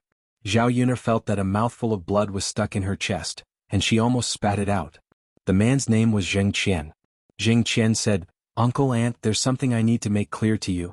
If I marry Jing, she won't be my legal wife but a concubine." Hearing Zheng Qian's words, old Zhao's family was struck dumb. They didn't know what Zheng Qian meant. Even Zhao Jinger stared at Zheng Qian in shock. She thought she had married into a good family, but how could she be a concubine? Old Zhao's family wasn't stupid. A concubine was a concubine, and it wouldn't be good for their reputation. Ordinary families didn't like concubines. To put it bluntly, concubines were just concubines and they had no status in the family. Hearing Zheng Qian's words, old Zhao's family felt a little uneasy. They didn't know what to say. Li Chuiying frowned and stammered, "A concubine? Mr. Zheng, why is Jing a concubine? Isn't she the legal wife?" This matchmaker gal was really too much. She didn't even explain this clearly and made her happy for nothing. There was a big difference between a legal wife and a concubine. If her daughter really married a concubine, she wouldn't dare to brag to others that Zhao Jinger had found a good family. If she told others, she would probably be laughed at. Zheng Qian smiled. "I already have a wife. It's precisely because my wife hasn't had any children that I want to marry a concubine. She can carry on the family line for me. As for the betrothal gifts, don't worry. We'll do it according to the legal wife. We won't mistreat Jinger. If she can give birth to a fat boy for me after we get married, I'll give you an extra 100 taels of silver." Since Zheng Qian's family, old Zhao's family was rich. Thinking about it, if the gift money was not a problem and there were so many promises, there was really nothing much to say. It's just that it doesn't have a good reputation. If you don't care about that, it's fine. Old Zhao's family was silent and hesitant. They pulled Zhao Wenshui and Li Chuiying aside and said to them, "Actually, I don't think it's a big deal. Isn't it just a concubine? If Jing marries into your family, her life will be much better than that of an ordinary family. I think she can live a good life. Also, young Master Zheng's legal wife is a hen that can't lay eggs. If our Jing marries him and can really give birth to a son, the mother's status will rise because of her son. Maybe in the future she can squeeze out the legal wife." Zhao Wenshui and Li Chuiying heard that and nodded. Chapter 8:17. Mom is right. As long as Jing gives birth to a son, she will have a good life in the future. Yes, that's true. If she misses out on Lord Zheng, it will be difficult for Jing to find such a good man. But all the villagers are poor. How can Jing live a good life? Then let's agree to the marriage and let Jing marry Lord Zheng. Will Jing agree? What's there to disagree about? We're not harming her. We just want her to live a good life. No matter how much we look forward to it, it won't happen. That's true. Many people can't wait for it. Speaking of which, our Jinger is quite lucky. Alright, let's talk to Lord Zheng about it. Don't think that we won't agree to marry another girl. It's such a good opportunity. If Jing doesn't agree, there are plenty of other people who will. Right. After the few of them finished their discussion, they turned around and walked over to Zheng Qian. Just as they were about to tell Zheng Qian that it was fine, Zhao Baoshan jumped out and said very sternly, "How can we do that? We country folk will not stoop to the level of being concubines. Lord Zheng, if Jing really wants to be a concubine, then forget it. Old Zhao's family can't afford to lose face." After Zhao Baoshan said that, Zhao Wenshui, Li Chuiying, and Hua Chunhua all thought that it was over. Now, Zheng Qian would probably be angry and really not agree to this marriage. Hua Chunhua immediately said to Zhao Baoshan, "Old man, why do you care so much about it? It's just a matter of reputation. If old Zhao's family doesn't talk about it, no one will know. The most important thing is whether Jing can live a good life after marrying into that family. Nowadays, people find a good man for their children because they want them to live a comfortable life in the future. Think about it, if Jing marries into that family, she can eat and drink well every day. She will also be taken care of by others. Compared to marrying into an ordinary family, she will have to work tirelessly to serve her in-laws, her husband, and her whole family, okay?" After Hua Chunhua said that, Zhao Baoshan snorted. "You only care about these things. How can a concubine be so good?" Old man, I say, why are you so stubborn? You only think about fame and reputation. Why do we care about things like face? What's the use of it? Could it be that they could be eaten as food? Don't you think about the children's future? Li Chuang followed Hua Chunhua and echoed. Dad, the most important thing is that Jing can live a good life. Father, it's not easy for our Jing to marry into such a family. If she wants to be the legal wife, does she need to come all the way to our countryside to find someone? Zhao Baoshan listened to Zhao Wenshui, Li Chuang and Hua Chunhua talking one after another. His frown deepened. What they said made sense, but in fact it wasn't the case. They just wanted money. They made it sound nice. Zhao Baoshan coldly stared at the three of them. They would do anything for money. However, Zhao Jing'er was Zhao Wenshui and Li Chuang's daughter. No matter how unwilling he was, he couldn't oppose it too much.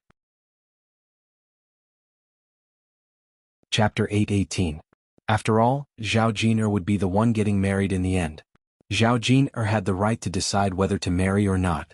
If Zhao Jing'er said that she was willing to be Zheng Qian's concubine, together with Zhao Wenshui and the other two, he couldn't continue to object.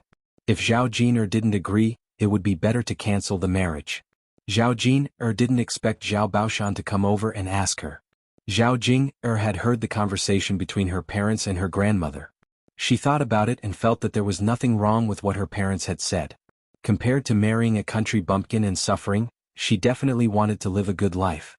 So she lowered her head and said to Zhao Baoshan timidly, "Grandpa, I think it's pretty good." This meant that she agreed. Zhao Baoshan sighed and didn't know what to say. Hua Chunhua was overjoyed and said to Zhao Baoshan, "Old man, look, Jing'er agreed. What else do you have to say?" Zhao Baoshan snorted and reminded Zhao Jing'er, "Jing'er, you chose this path yourself. Don't regret it." Zhao Jing'er responded bitterly, "Okay, I know, Grandpa." With Hua Chunhua's matchmaking, Zhao Jing'er and Zheng Qian's marriage was settled. Zhao Yun'er heard these words and felt that her worldview was shattered. These people were really interesting. They actually thought that it was good to be someone else's concubine. To put it bluntly, it was actually sharing a man with another woman. Zhao Yun'er felt disgusted just thinking about it. In addition, she didn't know if old Zhao's family was crazy. Even Zhao Jing'er was crazy. Didn't they know that if Zhao Jing'er married over, she would be worse than a concubine? He wanted her to give birth to a son, but she was just a baby-making machine. If Zhao Jing'er married over and couldn't give birth to a son, one could imagine how Zhao Jing'er's life in the Zheng family would be in the future. Rich people knew how to scheme. Of course, old Zhao's family was greedy for money. They only thought about the good side and didn't consider the bad side. Zhao Yun'er didn't have much feelings for Zhao Jing'er. Thinking about it this way, Zhao Jing'er and Li Chuang were similar in terms of being greedy. Zhao Yun'er naturally couldn't say anything about her choice. Whatever Zhao Jing'er experienced in the future, that was her business. Everything that she might suffer in the future was her own choice. People had to be responsible for their own decisions. Zhao Yun'er stopped thinking about old Zhao's family and started to prepare lunch. At noon, she had lunch with her parents and entertained the men who were helping to chop trees in the mountains. When it was time for dinner, old Zhao's family had to prepare the meal. However, there was nothing good in old Zhao's house. He didn't know that Zheng Qian would suddenly come. It wasn't easy for Zheng Qian to come over, and he was from a rich family. Naturally, they couldn't neglect him. Zheng Qian came over this time with a lot of things, but they were all some pastries, candies, longan and brown sugar. However, he didn't bring anything that could be cooked with meat. So for a while, old Zhao's family couldn't take out anything good to entertain him. It was one thing to have nothing to entertain him, but they couldn't let Zheng Qian leave and not eat at their house. Li Chuang pulled Hua Chunhua to the side and asked Hua Chunhua anxiously, "Mother, what should we do now? What should we entertain young Master Zheng at noon?" Chapter 8:19. In addition, if the reception wasn't good, people would think that old Zhao's family was too shabby and didn't take the Zheng family seriously. Hua Chunhua frowned. She was also worried about this. "Well, we don't have much good food at home. We don't have any meat or fish.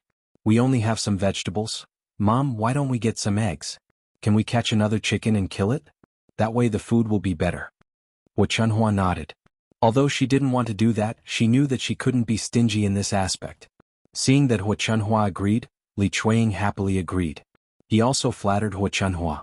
"Mom, let's wait for Lord Zheng to give us the betrothal gifts." Hua Chunhua snorted. If it weren't for Zheng Qian's money, she wouldn't have agreed to kill a chicken to entertain Zheng Qian. She had to pay back the capital she had invested in him in the future. And it would be a bigger return. I'm glad that you know. Mom, we haven't separated from the main family yet. In the future, Lord Zheng's money will be given to you. Sure. What Chunhua replied. Li Chuanying happily ran up to Zheng Qian and said to him, Young Master Zheng, why don't you have a meal at my house today before you leave? I'll kill a chicken for you at noon. Li Chuanying just wanted to tell Zheng Qian that there would be delicious food for him at noon. However, right after Li Chuanying said that, the waiter who came with Zheng Qian said, Lord Zheng doesn't eat chicken. After the waiter said that, Li Chuanying stiffened and said to Zheng Qian, Oh? Lord Zheng, you don't eat chicken? Li Chuanying obviously looked a little disappointed. What should he do now? If Zheng Qian didn't eat chicken, what good food was there to entertain him at home? Zheng Qian smiled and said, Auntie, just prepare some food for me at noon. I'm not particular. Li Chuanying answered with a smile. It was true that it wasn't particular, but it couldn't be too shabby. Li Chuanying was extremely anxious. He hurriedly pulled Hua Chunhua aside and asked, Mother, what should we do now? Young Master Zheng won't eat chicken. Do we have anything else to offer? Hua Chunhua frowned and said to Li Chuanying, Don't you know what we have? Think about it yourself, what kind of food can there be? Hua Chunhua thought for a while. Indeed, there was nothing to eat. Their house was not in town, so they could not buy anything on the spur of the moment. He didn't have it at home and he couldn't buy it. He had to think of a solution. No matter how much he thought about it, he couldn't think of anything. He could only feel anxious. Seeing Li Chuanying like this, Hua Chunhua said to Li Chuanying, All right, don't worry. It's useless to be anxious. Saying that, Hua Chunhua rolled her eyes and said to Li Chuanying, I saw Yuner bring meat back. How about this? You can go and talk to Yuner and ask her to sell the meat to us. We'll pay her the money. Hearing that, Li Chuanying's eyes lit up. He felt that Hua Chunhua's words made sense, so he nodded at once. Mother, no problem. I'll go talk to Yuner right now. Li Chuanying's flattery was very effective on Hua Chunhua. Chapter 820. Li Chuanying smiled sheepishly and replied, Mother, you're right. I'll definitely do as you say. Take your time. There's no rush. Okay. Go ahead and let Yuner know, said Hua Chunhua. Okay. Mother, I'll go right away. With that, Li Chuanying eagerly ran to Zhao Yuner's room. Actually, Li Chuanying didn't think it was enough to just borrow the meat. If she could get Zhao Yuner to cook a bowl of pig offal and bring it over for Zheng Qian to eat, it would be much more sumptuous to treat Zheng Qian. Although she thought this way, whether Zhao Yuner would agree or not depended on what Zhao Yuner said. Zhao Yuner was preparing to cook in the kitchen when she saw Li Chuanying walk over with a solicitous expression. Zhao Yuner raised her eyebrows and asked Li Chuanying, Oh, second aunt, what brings you here? Li Chuanying smiled fawningly at Zhao Yuner's question. I actually want to ask you for a favor. Oh, second aunt actually came to ask me for a favor. Zhao Yuner looked like she was making a fuss over nothing. Li Chuanying knew that she didn't get along with Zhao Yuner normally and said a lot of bad things to her. At this moment, Zhao Yuner was being picky and making things difficult for her. It was understandable. Li Chuanying said even more fawningly, Yuner, it's second aunt's fault. You're a good girl, so don't be so calculative with second aunt, okay? Zhao Yuner glanced at Li Chuanying with a half-smile. Actually, she couldn't be bothered to argue with her. Second aunt, what's the matter? Just say it. You don't have to beat around the bush. Li Chuanying said with a smile, Yuner, look, Jinger's future husband is coming to our house today. He is a rich man, so old Zhao's family should treat him well. But we don't have anything good to serve you at home, so we were wondering if you could sell us the pork you bought today. If possible, could you also give us a bowl of your fried pig offal? After Li Chuanying finished speaking, he looked at Zhao Yuner expectantly. Zhao Yuner sneered. She didn't know where Li Chuanying got the nerve to say those words. She usually made things difficult for her, but now she had the nerve to ask for her help. She wasn't stupid. Seeing that Zhao Yuner didn't say anything, Li Chuanying suddenly became anxious. He said to Zhao Yuner, Yuner, please help us with this. Jinger finally found a good husband, and I really hope she can marry him and live a happy life. Even if you don't want to give second aunt face, you have to think about Jinger. After all, she is your cousin, don't you think so? Zhao Yuner smiled. You're right, second aunt. Since that's the case, I'll sell it to you. Li Chuanying was delighted. Ah, that's great. Yuner is so generous and sensible. But, Zhao Yuner continued, which made Li Chuanying's heart skip a beat. What's wrong? Li Chuanying asked. But second aunt, I have to treat someone at noon, and I brought it all the way from the town for you. Of course I have to pay more. Chapter 821. It's not much. Aunt, I'll sell it to you for 100 copper coins per kilo of meat. If you really want to eat the pig's offal, it'll be 100 copper coins. The total is 200 copper coins. If you think it's okay, just give me the money. As soon as Zhao Yun finished her words, Li Chuanying's face changed. Wasn't Zhao Yun asking for too much? It wasn't just a little more money. She was asking for a lot of money. Li Chuanying said to Zhao Yun angrily, Yun, how can you do this? Aren't you cheating me? Zhao Yun smiled and sneered, Aunt, you're wrong. I'm not forcing you to buy it. Since you don't want it, you don't have to buy it. Li Chuanying felt that there was a mouthful of blood in her chest, and she almost spat it out. Zhao Yun, this be asterisk teeth. She was sure that she had to buy it from her. It was noon now. How could she get something to serve Jing Qian in such a short time? Seeing Li Chuanying staring at her without saying anything, Zhao Yun chuckled. Since you don't want to buy it, let's move. Our kitchen is small and I still have to cook. Li Chuanying gritted her teeth. Who said I don't want to buy it? Wait a minute, I'll go ask your grandmother first. Li Chuanying turned and walked out of Zhao Yun's kitchen. It was so much money. She had to discuss it with Hu Chunhua and get Hu Chunhua's approval. Anyway, she had to make Jing Qian satisfied with the meal. If she showed enough respect, she would ask for more betrothal gifts when the time came. In this way, 200 copper coins wasn't a big deal. Li Chuanying went to Hu Chunhua and told her about it. When Hu Chunhua heard that it actually needed 200 copper coins, she immediately exploded. Little bitch, you've learned how to rip people off. I don't know how many good things you can buy with 200 copper coins. Hu Chunhua was so angry that she wanted to kill Zhao Yun. Li Chuanying quickly nodded and said, Mother, that's right. That girl, Zhao Yun, wants to take advantage of this opportunity to rip off people. I'm not buying it. It's only 200 coins. Why would I give it to her for free? Hu Chunhua said angrily. It wasn't as if their family had too much money to spend. Li Chuanying was extremely anxious and hurriedly said to Hu Chunhua, Mother, we can't not buy it. Even if that little b asterisk TC cheats us, if we don't buy it, what will we use to entertain her at noon? Then I won't entertain you. Mother, now is not the time to throw tantrums. If the marriage between young Master Zheng and Jing fails, how much money will our family lose? Without our Jing, there are plenty of girls waiting to marry young Master Zheng. Mother, as long as Jing marries him and gives birth to a chubby son, our family will be able to earn 100 taels of silver. Compared to 100 taels of silver, 200 copper coins is nothing. Hu Chunhua's anger subsided after Li Chuanying's persuasion. Li Chuanying was right. Jing Qian had to entertain them well. Thinking about the gift money and the 100 taels of silver that Jing Qian was about to give, Hu Chunhua endured the pain and said to Li Chuanying, I'll go to the room to get the money first.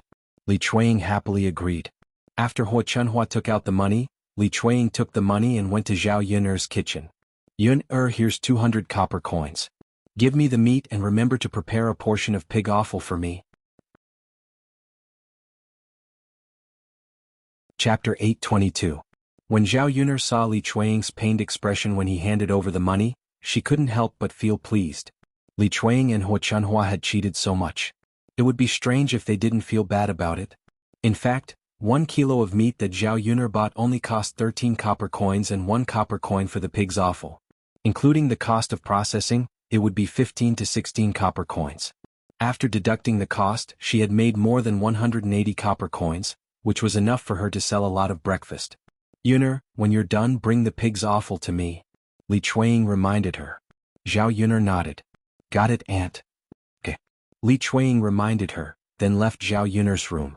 After Li Chuanying left, Liang Jinxiao went to Zhao Yun and said to Zhao Yun, Yun, is it appropriate for us to do this? Why did you ask for so much money from your second aunt? Zhao Yun knew that Liang Jinxiao was a shy person. He would feel embarrassed to take so much money from old Zhao's family, so she said to Liang Jinxiao, Mother, it's no big deal. They're always so bad. We should get something from them, don't you think so? Liang Jinxiao smiled helplessly. His second daughter was always full of ideas. Without a doubt, Hu Chunhua and Li Chuanying must be very angry at this moment.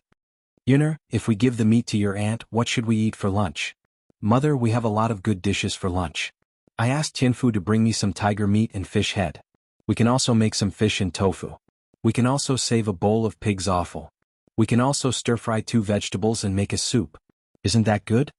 Liang Jinxiao listened and nodded. It was indeed good. Ordinary people in the countryside wouldn't have such good food. Okay, let's eat for lunch. Okay. Father and the others are tired from working. They should eat more good food. Yes, physical work requires strength. If they don't eat more, they won't have the strength to work.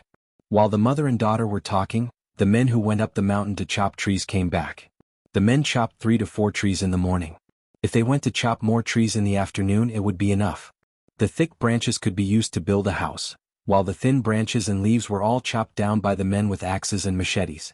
These branches and leaves were actually good things. Unlike the people in the 21st century, the ancient people in the ancient times didn't have liquefied natural gas. They used wood. Natural wood was used to cooks make a fire. Basically, the rice was used s is cooking and other to use uses. Used s of st beat burn s. Therefore they would usually cut some wood. When the men came back, each of them was dragging a lot of branches in their hands. Seeing this, Liang Jinxiao felt a burst of joy. He didn't have to worry about the wood this year after it was dried and stored. You must be tired. Come in and have a seat. It'll be ready in a while. The men wiped the beads of sweat on their foreheads and responded with a smile. Then they went into the house to rest. Herbal tea was already prepared on the table in the third room. After they went in, each of them poured a cup of tea and drank it. The tea quenched their thirst and they immediately felt much better. Chapter 8:23. Zhao Yun was very fast at cooking. After a while the dishes were out of the pot. After cooking one dish, Zhao Yun asked Liang Jinxiao to bring it to the table and asked the men to eat first. It would take some time for the men to drink, and the remaining dishes would be served one by one. When Zhao Yun finished cooking the pig's offal, old Zhao's family was also waiting for lunch. Zhao Yun put a plate of pig's offal and brought it over. Old Zhao's family moved the table out and prepared to eat in the yard. Zheng Qian was asked to sit at the top table. Wu Chunhua cooked the lunch herself. Except for the third branch and the fourth branch, the first branch and the second branch were not good at cooking. If the meat was cooked for them, it would be a waste of ingredients. Now that the third branch was separated, the fourth branch's daughter-in-law went up the mountain to help cook, so she had to cook by herself. The meat was stewed, so there was no need to put oil in it. Otherwise, if it was braised, oil would have to be added. Wu Chunhua was reluctant to do that. In addition to the meat, Wu Chunhua also cooked a few side dishes. This time she put more oil in them, which was rare. However, the dishes were dark and looked unappetizing. After putting the dishes on the table, Zheng Qian glanced at them and didn't want to eat. Li Chuanying attentively put the bowls and chopsticks on the table and asked Zheng Qian to eat. "Child Zheng, come on. You must be hungry. Hurry up and eat." Zheng Qian glanced at the bowls and chopsticks again. They were very old and even had some mold on them. They looked dirty. Zheng Qian had no appetite. He didn't even want to touch the bowls and chopsticks. Seeing that Zheng Qian didn't want to eat, Lu Chuanying's heart tightened. She asked, "Child Zheng, is it because our food is too shabby and you don't like it?" Before Zheng Qian could say anything, the attendant who came with him couldn't help complaining, "Your dishes are so dirty. It would be strange if our young master has an appetite to eat them. Even I don't want to eat them." After the attendant finished speaking, the expressions of old Zhao's family members changed slightly. They were very embarrassed. These dishes didn't look good, but with a lot of oil and water, they were much better than usual. Well, Li Chuanying didn't know what to say. No matter how much she thought about it, she didn't expect Zheng Qian to dislike the food because it wasn't clean. What should I do now? The dishes have already been cooked, and there is no way that I can cook them again, Zheng Qian said lightly. "It's okay, Auntie. I'm not hungry. You can eat." Li Chuanying understood that even though Zheng Qian said he was fine, he didn't want to eat because the food was not to his liking. While Li Chuanying was worrying about what to do, Zhao Yun finished making the pig offal. She filled a bowl, brought it over, and placed it on old Zhao's table.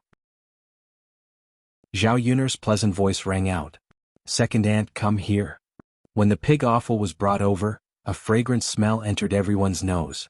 Smelling the smell, people couldn't help but swallow their saliva. The taste should be pretty good too. Zheng Qian had never seen such a thing before. He looked into the bowl curiously. It also looked very good and it was very appetizing. His gaze then fell on Zhao Yun.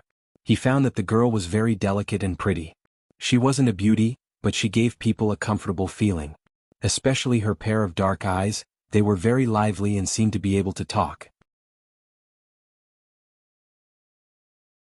Chapter 824. What's this? Zheng Qian pointed at the pig offal on the table and asked Zhao Yun'er curiously. Zhao Yun'er replied indifferently, pig offal. Hearing the words pig offal, Zheng Qian and the servants' faces changed slightly. Pig offal? How can you serve such a dirty and smelly thing to my master? Do you think my master is like you country bumpkins? Even if he's serving ordinary people, he doesn't need to serve such a thing. The servant said angrily and looked at old Zhao's family with a trace of disdain in his eyes. Country bumpkins were country bumpkins. They didn't have anything good to serve them, so they only served such a useless thing. Zhao Yun'er glanced at the servant speechlessly. What's wrong with pig offal? What's wrong with country bumpkins eating it? Don't eat it if you dare. I'm not asking you to eat it. Really? Hearing Zhao Yun'er's words, the servant was even angrier. Country bumpkins didn't know the rules at all. Anyway, he followed his master here, so he was considered a guest. How could he treat a guest with such an attitude? Master. The servant looked at Zheng Qian with an aggrieved expression, hoping that Zheng Qian would help him reprimand his master.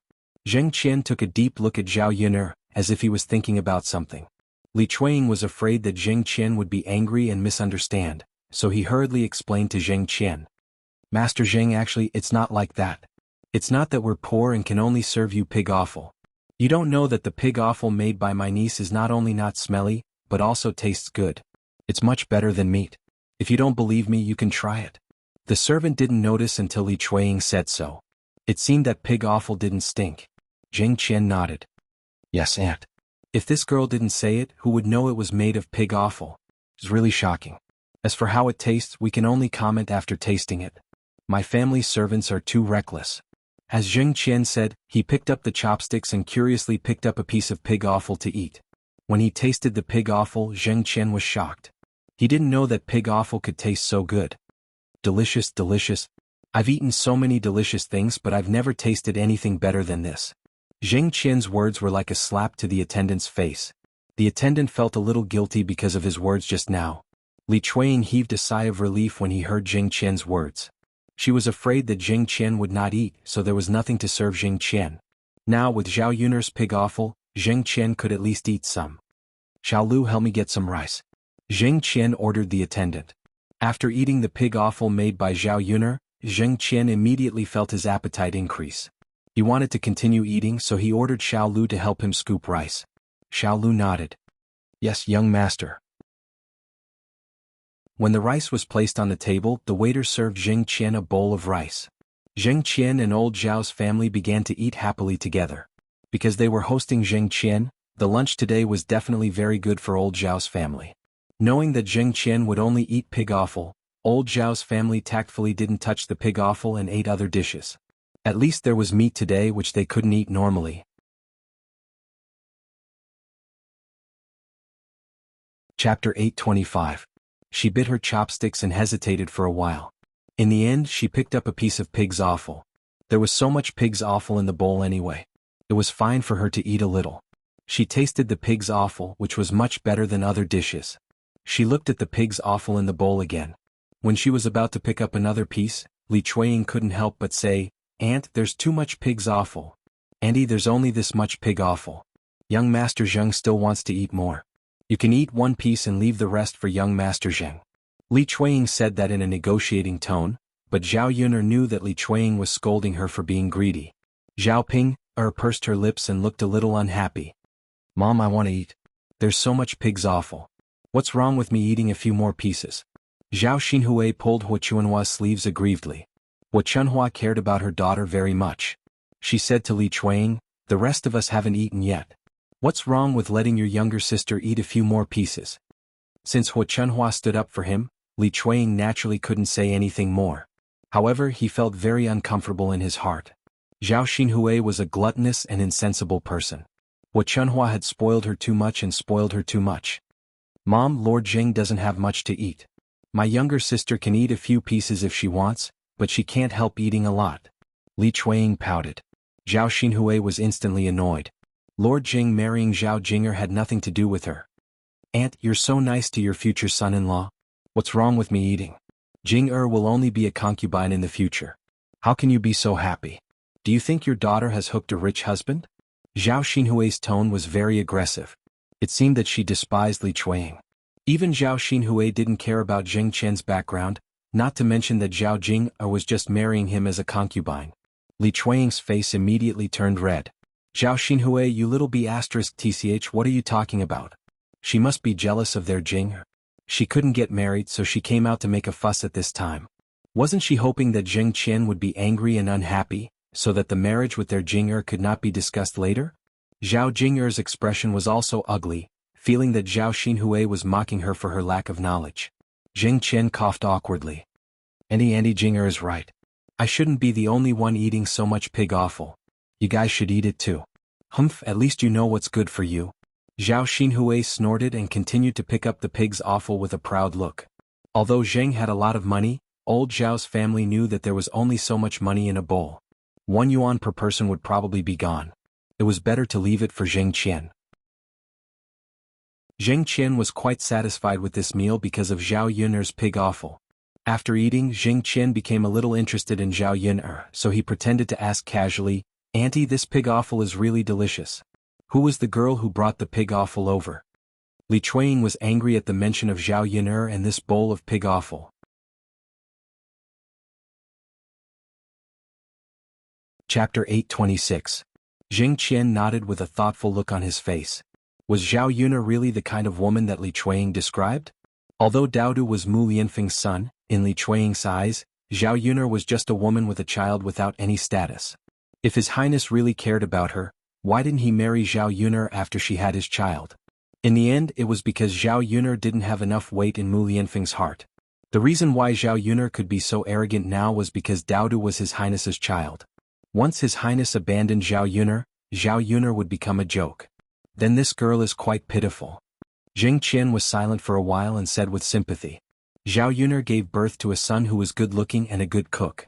It would be great if he could marry such a woman as his concubine. Since she could give birth to a son in her first pregnancy, the chances of her giving birth to a son in her second pregnancy should be higher. Li Chuanying snorted when he heard Zheng Qian say that Zhao Yun'er was pitiful. Lord Jing, you're overthinking it. This bitch isn't pitiful at all. She's living a happy life now. It's all because she has the ability to hook up with a rich man. Zheng Qian heard the jealousy in Li Chuanying's words, and the corners of his mouth curved up slightly. If this woman wanted to hook up with a rich man because of money, it would be even better. His family was relatively rich. If he gave Zhao Yun'er some money, she might be willing to marry him and give birth to a son for him. Li Chuanying saw Zheng Qian deep in thought, but didn't know what he was thinking. Lord Jing, why are you asking about that bitch? Zheng Qian smiled. Nothing. Sigh, then let's not talk about her anymore. I feel unlucky talking about her. Zheng Qian responded, but his mind was still thinking about Zhao Yun'er, especially Zhao Yun'er's impatient and shrewish look, which was different from most women. In the room of the third branch, the family was eating and chatting happily. After chopping the wood today, the next 2 days would be to process the wood into slices or pillars and so on. This was relatively time-consuming. Su Yukai was also a carpenter in addition to helping people do some rough work. Therefore, for this kind of work, there was no need to specially hire a carpenter. Once the wood was processed, they could start laying the foundation. Time flies when you're busy. There was no sign of the current house, but it wouldn't be long before the new house would be built. During dinner, Zhao Wenhua and Liang Jinxiao inevitably talked to Su Yukai about Zhao Tianan's marriage. Tomorrow the 2 children would go to Yang City to play and meet at the same time. Su Yotsai's niece and her mother would go to Yang City to do some shopping tomorrow. Upon hearing this, Zhao Tianan's reaction was very fierce.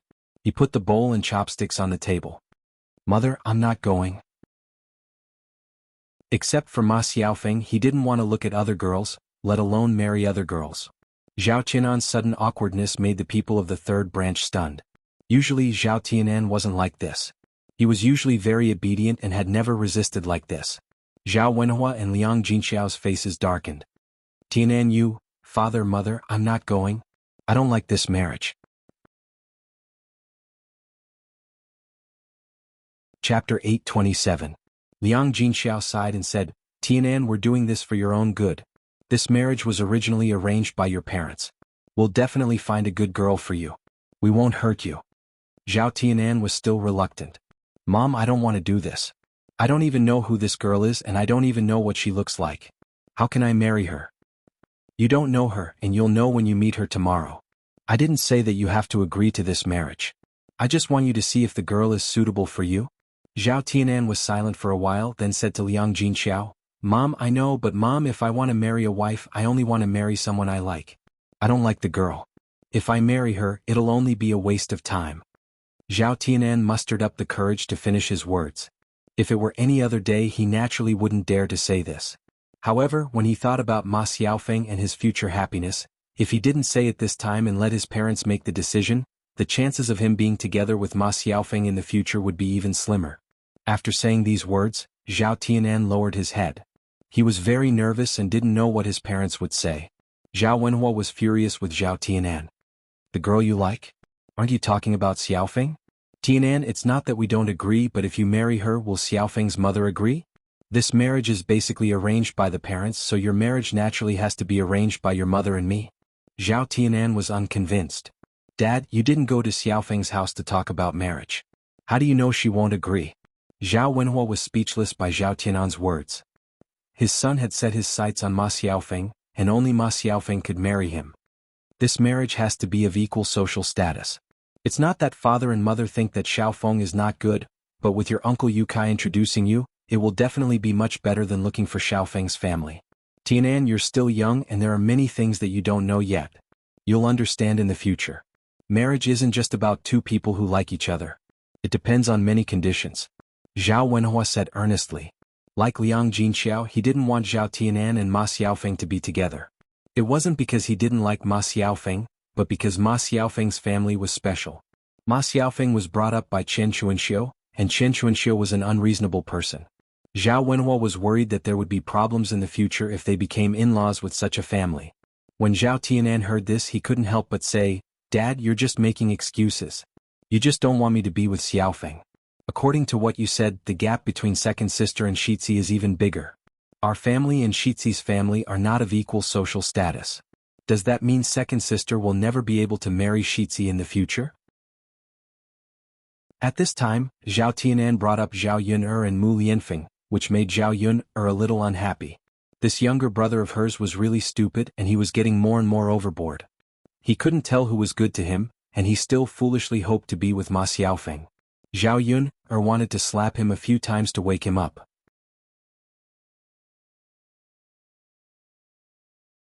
Chapter 828. Second Sister. Zhao Tianan was slightly stunned. He didn't expect Zhao Yun'er to say that. He felt wronged and upset at the same time. Zhao Wenhua responded angrily, It's the parents' orders and the matchmaker's words. Since he's so against it, then we'll just ignore it. I'd like to see if he can really marry Xiaofeng. If he does, then we'll split up. You two can live together. Our family doesn't want to get into any trouble in the future. Zhao Tianan felt very wronged. Why did his parents and sister treat him like this? Was it wrong to be with the person he liked? Why were his parents and second sister so against it and forcing him to? Liang Jinxiao sighed and glanced at Zhao Tianan. Although he felt sorry for his son, he knew that he should be ruthless. Otherwise, Zhao Tianan would stubbornly marry Ma Xiaofeng. Zhao Tianan clenched his fists and suddenly stood up. I must go to Xiaofeng. After saying that, Zhao Tianan rushed out of the house. Liang Jinxiao shook his head, not knowing what to say. Zhao Wenhua snorted angrily. Let him go. Why is this child becoming more and more disobedient as he grows up? Liang Jinxiao sighed. It can't be helped. That child has taken a fancy to Xiaofeng. After saying that, he looked at Su Yukai apologetically. Brother Yukai, I'm sorry. You've worked hard to help our family, but my son. Seeing the guilt in Liang Jinxiao's heart, Su Yukai waved his hand and said, It's okay, it's okay.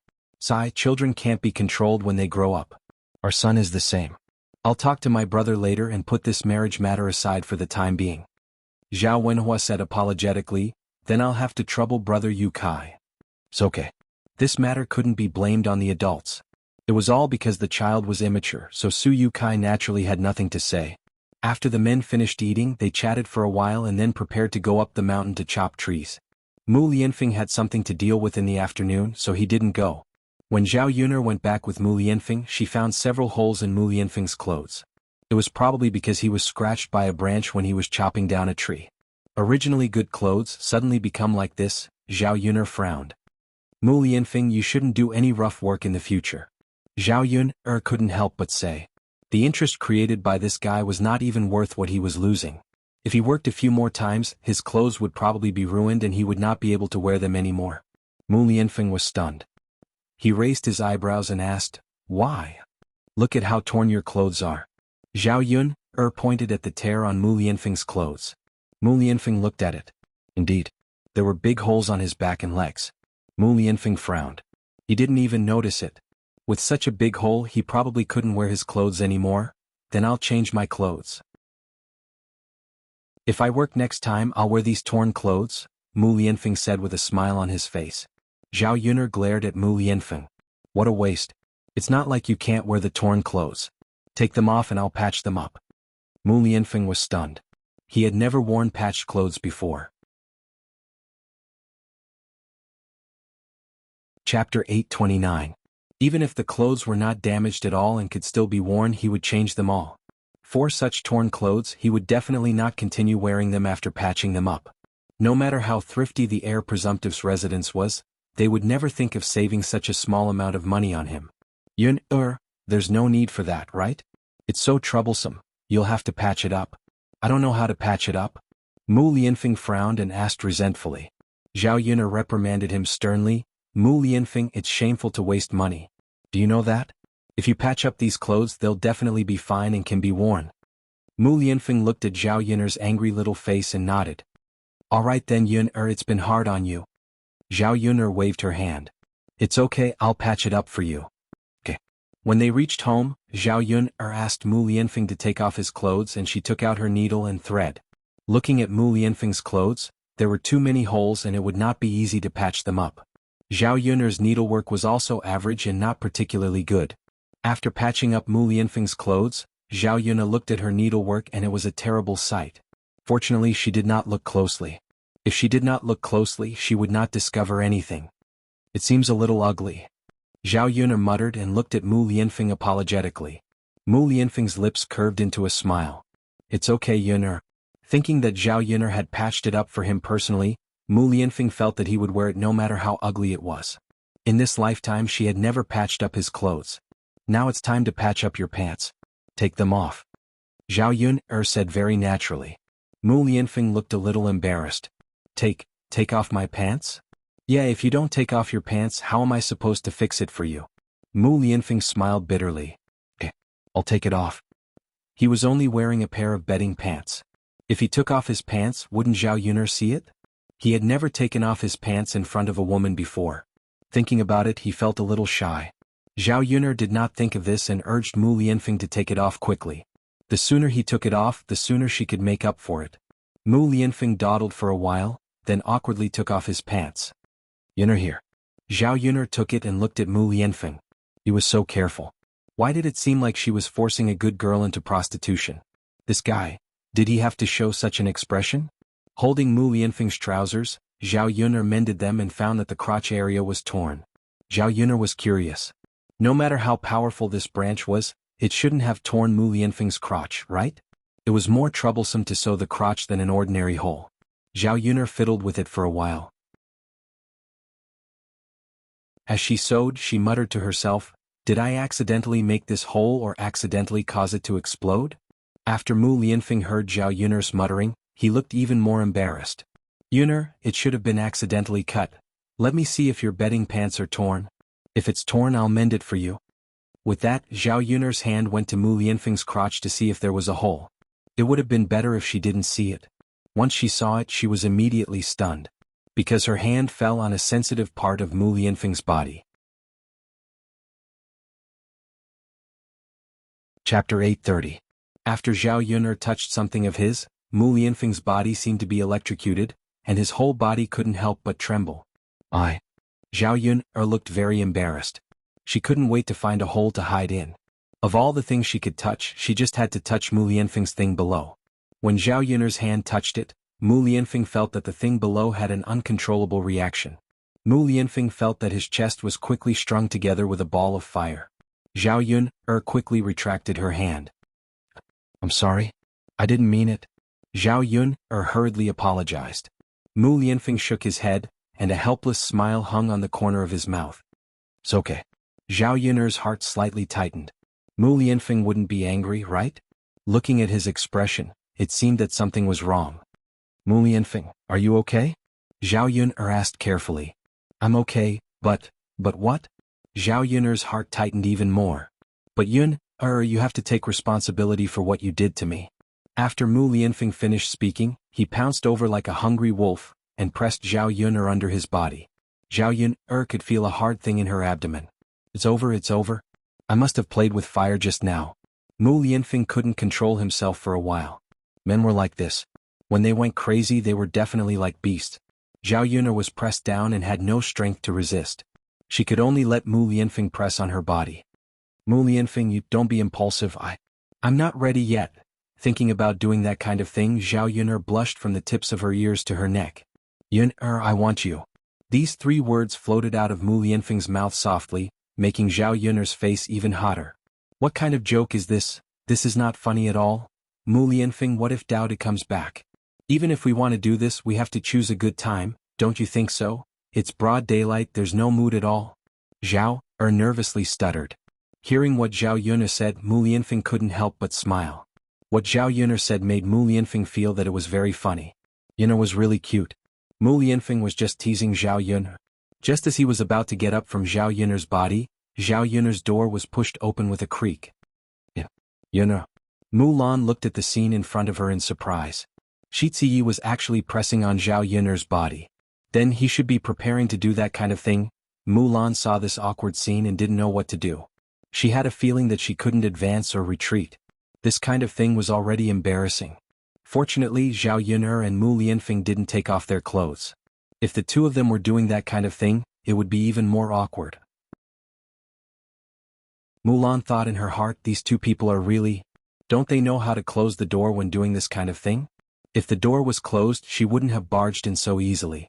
Fortunately, she had seen it. Someone else had seen it. What would he do? Mu Lan's face also couldn't help but turn red. Mu Lianfeng calmly got up from Zhao Yun'er's body, as if nothing had happened.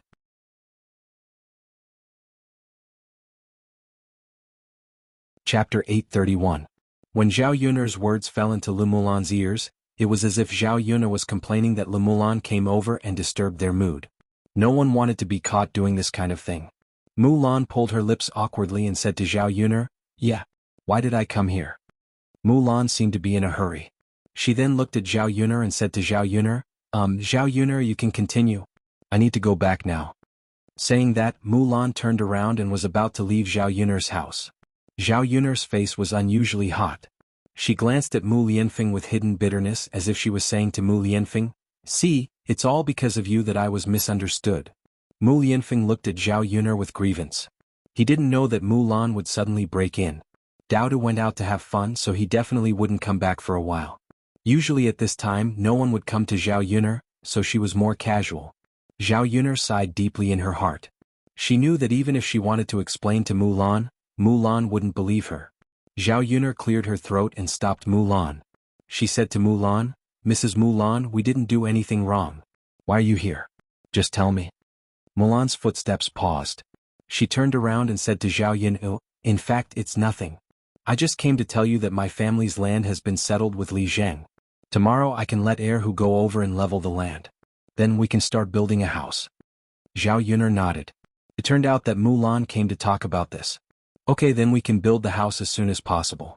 Our families can help each other. Sure. Mu Lan nodded. If there's nothing else, I'm going back. Mu Lan only felt embarrassed.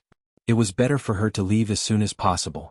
Zhao Yun'er didn't want Mu Lan to leave right away. She felt that if Mu Lan left at this time, she would have an indescribable feeling. Mrs. Mu Lan, is there nothing else? Why don't you stay for a while and we can chat? Zhao Yun'er said embarrassedly. She was confused and didn't know what she was talking about. Mu Lan glanced at Mu Lianfeng, who was beside Zhao Yun'er, and said in a hurry, we don't have much time to chat on weekdays. I have a lot of work to do at home. I have a lot of things to do. Since Mu Lan said so, Zhao Yun'er didn't say anything. She couldn't stop Mu Lan from going back, right? Yun'er, I'm going back now. When Mu Lan left, she glanced at Zhao Yun'er ambiguously and reminded her, Yun'er, you have to close the door properly. It won't be good if someone breaks in. Don't you think so? After that, Mu Lan left Zhao Yun'er's room and closed the door for Zhao Yun'er considerately. When Mu Lan was far away, Zhao Yuner was still standing in her room in a daze. She didn't know what to do for a while. Mu Lan's meaning was obvious. She must think that something had happened between her and Mu Lianfeng. She felt sorry for her virginity. She couldn't clear her name even if she jumped into the Yellow River. Zhao Yuner glanced at Mu Lianfeng with hidden bitterness as if she was saying to Mu Lianfeng, "Don't do it again." Mu Lianfeng laughed and nodded. Today was definitely an accident. If he had expected it, it wouldn't have happened. "Okay, Yuner, I promise I won't do it again."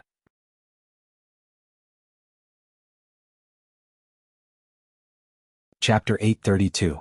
The next morning on the way to Yang City, Mulan couldn't help but get close to Zhao Yuner's ear and start gossiping. "Yuner, what do you think? His Highness is so tall and strong. He must have a good job, right?" Hearing Mulan's question, Zhao Yuner blushed. She glanced at Mulan coquettishly and said to Mulan, "Sis-in-law Mulan, what are you talking about?" Mulan chuckled, "All right Yuner, don't lie to me. It's not like I didn't see what happened yesterday." Zhao Yuner looked at Mulan helplessly. What could she say? What could she explain? No matter what she said, Mulan wouldn't believe her. "Sis-in-law Mulan, it was really a misunderstanding yesterday. His Highness was just teasing me. It didn't happen at all," Zhao Yuner pouted. Mulan chuckled. "Yuner, are you shy in front of me?" Zhao Yuner naturally wouldn't admit to something she didn't do, not to mention this kind of shameful thing. "Sis-in-law Mulan, do you think I'm shy? Do you think I'm shy?" Zhao Yuner said and winked at Mulan. Mulan saw that Zhao Yuner didn't seem to be lying. Thinking of Zhao Yuner's casual conversation with her, Mulan thought that Zhao Yuner was indeed very generous and didn't know how to be shy at all. It seemed that nothing had happened between Zhao Yuner and Mu Lianfeng. However, Mulan was slightly surprised. After thinking for a while, she finally said to Zhao Yuner, "Yuner, aren't you afraid that His Highness can't control himself? You've already given birth to Daodu and lived with him for such a long time. There's nothing to be shy about." Zhao Yuner didn't know how to respond to Mulan. It's his own business if he can't control himself. "It has nothing to do with me," Zhao Yuner pouted. "Yuner, you can't say that. What if His Highness can't control himself and goes to find other women? His Highness has a lot of women behind him." Mulan deliberately said so to see Zhao Yuner's reaction. She couldn't understand why Zhao Yuner hadn't slept with Mu Lianfeng after such a long time. Since they had decided to be together and had slept together before, it didn't matter if they slept together now. If Zhao Yuner could get pregnant and give birth to a son, the chances of her marrying into His Highness's mansion in the future would be much higher. Zhao Yuner frowned. "Well, if he dares to find other women and can't control himself, I'll divorce him," Zhao Yuner said very casually. After hearing Zhao Yuner's words, Mulan couldn't help laughing. This was the first time she had heard a woman talk about divorcing a man. She wondered what His Highness would think if he heard it. His Highness is definitely a good man. Yuner, you must cherish him well," Mulan reminded her. "I know, sister-in-law Mulan." Although the two of them were discussing in a low voice, Mu Hin still heard the content of Zhao Yuner and Mulan's conversation. When it came to the topic of men and women, Mu Hin lowered her head and blushed slightly. She, who was inexperienced, felt very shy. Thinking of that, Mu Hin recalled that after she finished washing the dishes last night, she was about to go to the toilet to relieve herself. However, halfway there she was stopped by her brother-in-law's third brother, Zhu Sanlu. Chapter 833. Mu Hin found Zhu Sanlu's smile very creepy, especially his eyes, which were staring at her sneakily, as if he was sizing up his prey. Mu Hin sensed danger. Mu Hin looked at Zhu Sanlu as if he wanted to do something bad to her. After all, she had to obey the family manager's orders in the family manager's heart. She felt that Zhu Sanlu was in danger, but she didn't dare to shout, so she could only avoid him. Mu Hin thought nothing would happen if she ignored Zhu Sanlu and stayed away from him, but she was wrong. Zhu Sanlu wouldn't let her go so easily. Instead, he blocked her way. "Mu Hin, where are you going?" Zhu Sanlu asked with concern. When Mu Hin saw the smile on Zhu Sanlu's lips and the look in his eyes, she couldn't help but frown. She replied to Zhu Sanlu nervously, I'm going to the latrine pit." Zhu Sanlu raised his chin proudly. "Oh, you're going to the latrine pit? Let's go together. I want to go too." Hearing Zhu Sanlu's words, Mu Hin's heart skipped a beat. "You're a man and I'm a woman. How can the two of us go to the latrine pit together? If other people knew about it, they would laugh at her." Mu Hin didn't think she would do such a shameful and immoral thing. Zhu Sanlu smiled wretchedly. It's not a big deal. I can go to the latrine pit with my sister-in-law. It's fine even if the two of us go to the latrine pit. The latrine pit in my house can accommodate 2 people. Zhu Sanlu was talking about the time when he went to the latrine pit with Mrs. Qi. Mu Hin's view of the world was suddenly refreshed. How could there be such a strange thing in the world? How could a brother-in-law and sister-in-law go to the latrine pit together? Was this a joke? While Mu Hin was still in shock, Zhu Sanlu had already stepped forward and pulled Mu Hin. He said to Mu Hin, "Let's go. Let's go together." When Mu Hin heard this, she was shocked. She didn't want it. If she really squatted down with Zhu Sanlu, wouldn't Zhu Sanlu be able to see all of her lower body? Mu Hin quickly withdrew his hand from Zhu Sanlu's and said to Zhu Sanlu, "If you want to go to the latrine, you can go alone. I won't go." Seeing that Mu Hin was about to escape, Zhu Sanlu would not let Mu Hin off so easily. Instead, he stood in front of Mu Hin and pretended to be very concerned. "How can you not go to the toilet? If you don't solve it in time, won't you suffocate to death?" Mu Hin's face flushed red. "I don't feel like doing it anymore. I won't hold it in. Well, if you don't want to go to bed with me, why don't you join me? We can also chat with each other, Sister Mu Hin," Zhu Sanlu said and moved closer to Mu Hin. He wanted to be closer to Mu Hin.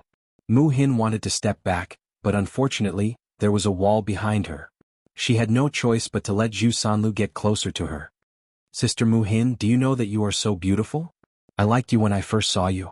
What do you think of me?" Zhu Sanlu felt that he was at least good-looking. He was not ugly and he was also a scholar. After he confessed his love, Mu Hin might agree. At this moment, Mu Hin only felt disgusted. Chapter 834. How could she accept such a man? "I don't like you. Can you move away? Don't get so close to me," Mu Hin said, biting her lower lip. If it were an ordinary man, she would have shouted.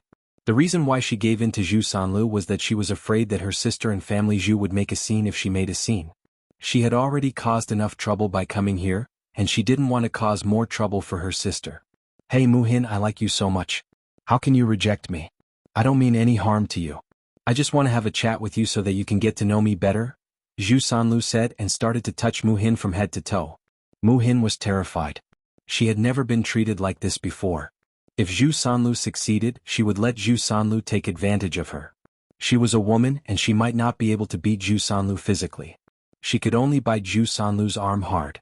Zhu Sanlu groaned in pain, and Mu Hin took the opportunity to run away. When she arrived at Mu Lan's room, she patted her chest to calm herself down. Although nothing happened in the end, Mu Hin was still traumatized. The Zhu family was indeed a little dangerous. She had to protect herself well. Xiaomao took them to Yang City. When they got out of the car, Mu Hin came back to her senses and hurried to work with Zhao Yuner and Mu Lan. Seeing Mu Hin in a trance, Mu Lan noticed and asked with concern, "Xin, what's wrong with you? Are you okay?" "I'm fine, sis," Mu Hin replied. "Could it be that he's exhausted?" Mu Lan guessed. Mu Hin hurriedly said, "Sis, I'm really fine. Don't think too much. You don't look well today. I thought something happened to you. Xin, if you feel uncomfortable, remember to tell me." "Sister, I know." Mu Lan smiled and said, "It's good that you know. You must be tired these days. Today I'll weigh a jin of meat and cook it for you." Mu Hin's eyes lit up at the mention of meat. Usually when she was in the Mu family, she would only eat meat during the New Year. Even if the Mu family ate meat, there was so much meat in the house that she could only eat one piece at most. Therefore, the taste of meat was quite tempting to her. The gluttonous worm in his stomach kept stirring and he couldn't wait to eat it. "Sis, is that true?" Looking at Mu Hin's expectant face, Mu Lan's heart ached slightly. The corners of his mouth curled up. "Of course. What's the point of earning money if we don't use it to buy meat? Sis, we still have to build a house. Shouldn't we be more frugal?" "It's fine. It's not like I'm eating it every meal. It's nothing." Mu Xen smiled and nodded. "Okay, sister. Sis, let's eat this meal.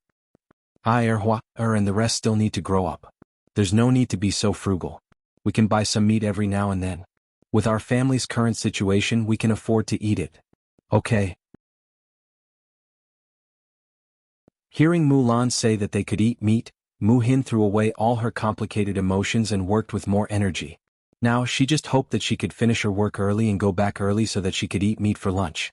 Over the next 2 days, Zhao Yuner's wood was almost ready, but Mu Lan's land was still under construction.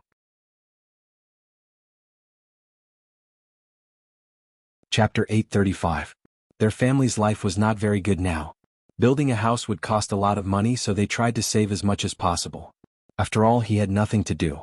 If he worked alone, he would just be busy for a few more days.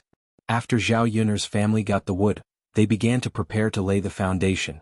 When they were laying the foundation, the other bricklayers did not come. Only Zhao Yun'er's eldest uncle and second uncle, Su Yukai and Guigui Zhen, came. Zhao Yun'er's family was busy on one side, while Zhu Eru was busy on the other side. In the afternoon, the weather was getting hotter.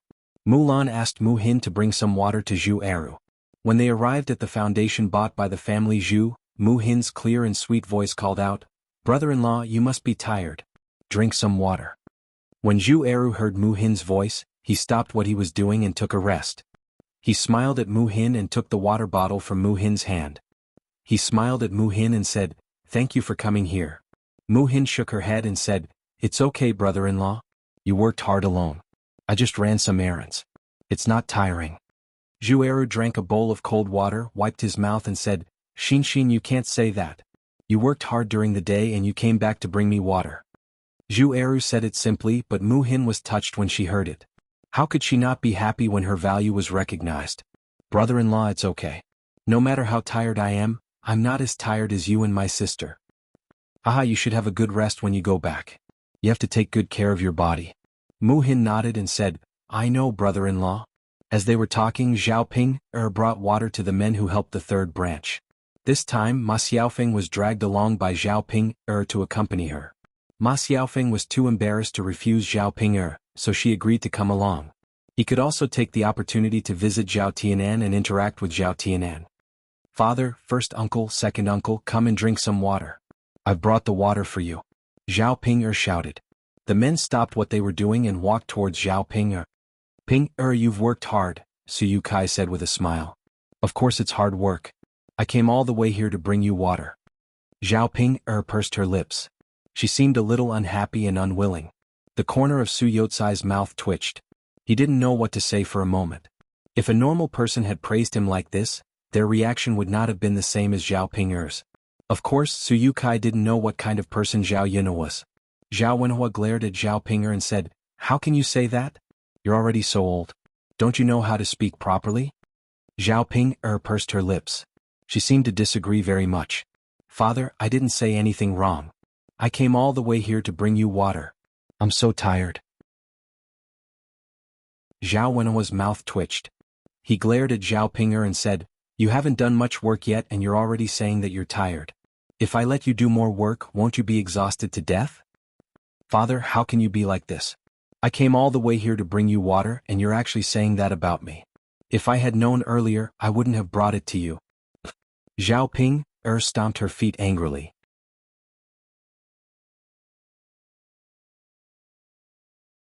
Chapter 836. That's enough, Brother Wenhua. It's not easy for Ping to come all the way here to deliver the water. Don't scold her. Zhao Wenhua sighed. He thought about it and agreed. Forget it. If this girl continued to pursue the matter, she would be angered to death. Anyway, it wasn't the first time Zhao Ping had acted like this. "Ping, you can go back after delivering the water." Zhao Wenhua calmed himself down and said to Zhao Ping, as the saying goes, out of sight, out of mind. Since she couldn't see Zhao Ping, she naturally didn't feel anything. Zhao Ping was a little unhappy when she saw Zhao Wenhua's disdainful expression. "Father, I worked so hard to come all the way here and you actually want me to go back? You're too mean."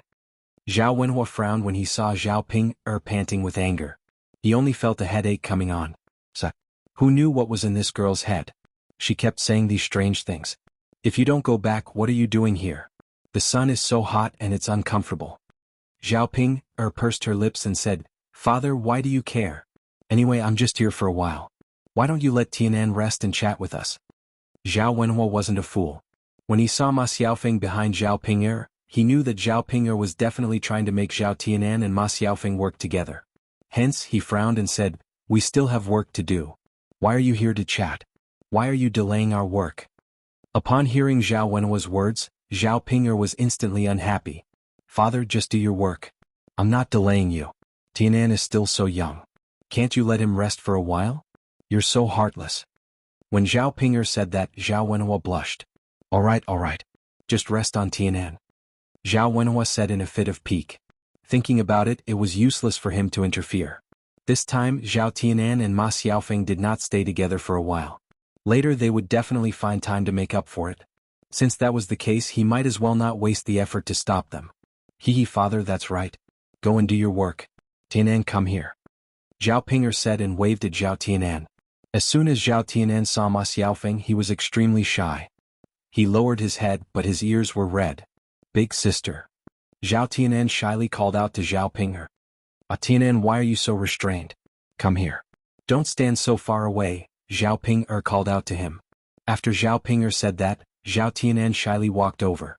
However, he still did not dare to raise his head to look in the direction of Zhao Ping'er and Ma Xiaofeng.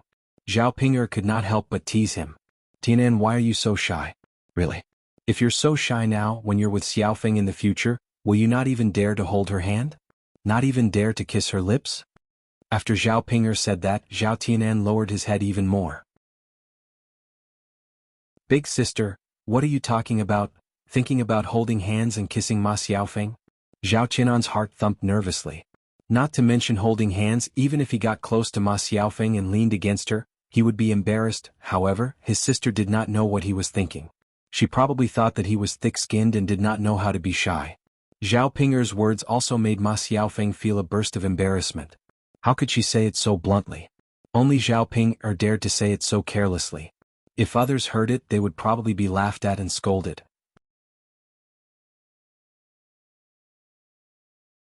Chapter 837.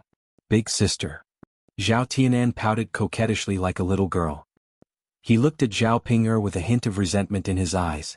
Seeing Zhao Tianan's little red face, Zhao Ping'er realized that her little brother was shy. Zhao Ping'er couldn't help but laugh. Haha, Tianan, this is really nothing. It's just holding hands and kissing. What's there to be embarrassed about? When you and Xiaofeng get married, you'll still have to do that in bed. You're so shy. How are you going to do that with Xiaofeng in the future? You'll probably run away shyly with your pants before you even take them off, right? Big sister. Zhao Tianan only felt that at this moment he really wanted to find a place to hide. Being teased by Zhao Ping'er like this, most people wouldn't be able to stand it. Ma Xiaofeng tugged at Zhao Ping'er's sleeve and said to Zhao Ping'er, Big sister Ping'er, I think you should stop talking. Tianan is thin-skinned and gets shy easily. Ma Xiaofeng's words sounded like she was defending Zhao Tianan and helping Zhao Tianan out of his predicament. So when Zhao Tianan heard this, he was very touched. Xiaofeng was still the best. She always thought of him first in everything she did, unlike many people who didn't consider his feelings at all.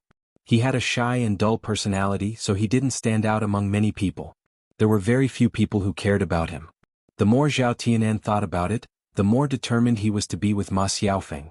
Only when he was with her did he feel that he was cared for. When Ma Xiaofeng said this, Zhao Ping'er chuckled and said, Okay. I won't talk about Tianan anymore, okay? Sai, now that the two of you are wearing the same pants, you've learned to defend each other. As Zhao Ping'er said this, she turned to Zhao Tianan and said, Tianan, I finally called Xiaofeng over and created an opportunity for you. You should chat with Xiaofeng a little more and seize the opportunity. Zhao Tianan responded shyly and thanked Zhao Ping'er while he was at it. Big sister, thank you. You're the only one in the family who supports me. When he thought of this, Zhao Tianan's heart ached. In fact, the person he liked and admired the most in the family was Zhao Yun. He didn't care about his own parents, but what Zhao Tianan wanted the most was Zhao Yun'er's consent. He hoped that Zhao Yun'er wouldn't object to him and Ma Xiaofeng being together. Unfortunately, in the end, except for his big sister, no one else agreed. He didn't know what to do.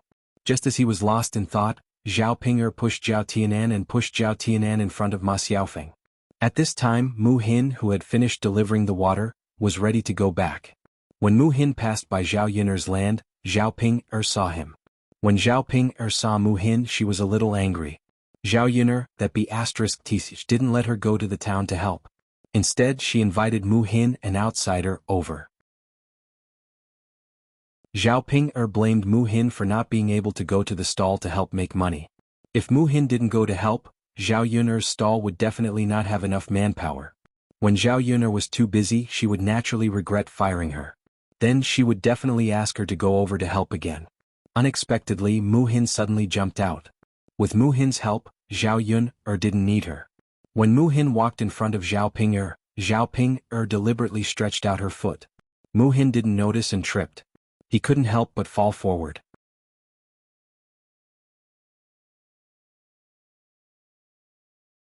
Chapter 838. Mu Hin let out a pitiful cry and fell to the ground. A large piece of the skin on her hand was scraped off. She knelt heavily on the ground and could not get up. After Mu Hin fell, she realized that someone had tripped her. She looked at Zhao Ping with some resentment. She and Zhao Ping had no grudge against each other. Why did Zhao Ping trip her out of the blue? She looked up and met Zhao Ping's eyes. Zhao Ping had her hands on her hips and looked very arrogant. Why did you trip me out of the blue? Mu Hin suppressed the anger in her heart and asked Zhao Ping. Her legs hurt so much from the fall that she could not get up for a while. She was still in a kneeling position on the ground. Zhao Ping smirked proudly and said to Mu Hin, "Humph, so what if I tripped you? What can you do to me?" Mu Hin bit her lower lip and asked, "How did I offend you?" Zhao Ping laughed and said, "You didn't offend me in any way. I just don't like the look of you." Besides the fact that Mu Hin's appearance prevented her from helping Zhao Yun earn money at her stall, Mu Hin's pitiful appearance and harmless little face made Zhao Ping a little jealous. Why was it that every random person was prettier than her? Zhao Ping now had a feeling of disgust towards good-looking people. She wished that all women were uglier than her. Unfortunately, Zhao Ping had not found many who were uglier than her. Thinking of this, Zhao Ping felt very stifled. Mu Hin glared angrily at Zhao Ping and said, You're too much. I'm going overboard. What can you do to me? Who asked you to be in cahoots with that little bitch Zhao Yun? You? Mu Hin had never seen someone as shameless as Zhao Ping. What kind of person was this? Wasn't this too unreasonable? She didn't offend her, so what right did she have to vent her anger on her for no reason? Now that they were in someone else's village, and Zhao Ping was Zhao Yun's older sister, how could she blame Zhao Ping? Could it be that she had deliberately quarreled with Zhao Ping? She couldn't do such a thing. Seeing that Mu Hin could only swallow her grievances, Zhao Ping could not help but boast, "Humph, you better not let me see you in the future. Every time I see you I'll bully you." Mu Hin bit her lower lip. This woman was too much. You're too much of a bully. Mu Hin jumped out of her mouth. Her voice was a little weak and did not have much momentum. Compared to Zhao Ping's arrogant and domineering attitude, it did not have any deterrence at all. Bully? Humph, I'll bully you, I'll bully you. Zhao Ping deliberately poked Mu Hin's forehead with her finger as she spoke. You, eldest sister. Zhao Tianan could not stand it anymore. Seeing that Mu Hin was really pitiful on the ground, he could not help but step forward and look at Zhao Ping. What's wrong? Zhao Ping casually replied. Second sister, forget it. I think she's quite pitiful. She didn't do anything. Why are you bullying her? Seeing that Zhao Tianan was muttering this, Zhao Ping pursed her lips and said, I'm bullying her. Tianan, why are you defending her? You don't have to feel sorry for other women. You just have to feel sorry for Xiaofeng. Zhao Tianan sighed. He was not feeling sorry for her, but he felt that Mu Hin was really quite pitiful.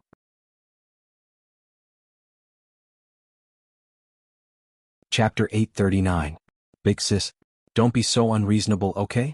I didn't offend you. Zhao Tianan couldn't help but say. Zhao Ping smirked and said to Zhao Tianan, Tianan, how dare you say I'm unreasonable? You're too heartless. Don't you know who usually helps you in Xiaofeng? As Zhao Ping spoke, she waited for Zhao Tianan. Zhao Tianan felt extremely wronged. Didn't he just tell the truth? How could he be associated with being heartless? He couldn't be considered heartless, right? Big sis, I know you've helped me a lot, but bullying others is a different thing. Zhao Tianan muttered in a low voice. He glanced at Mu Hin, who had yet to get up from the ground. He thought to himself that a girl like her must be in great pain from the fall. No matter what, it was wrong of his sister to bully others like this. Humph, Tianan, don't say any more. If I say you're heartless, then you're heartless. Zhao Ping didn't like it when others talked about what she did, especially when Zhao Tianan jumped out to accuse her of being in the wrong. Zhao Ping angrily pulled Ma Xiaofeng's hand and said to Zhao Tianan, I'm not going to talk to you, heartless person. Xiaofeng, let's go.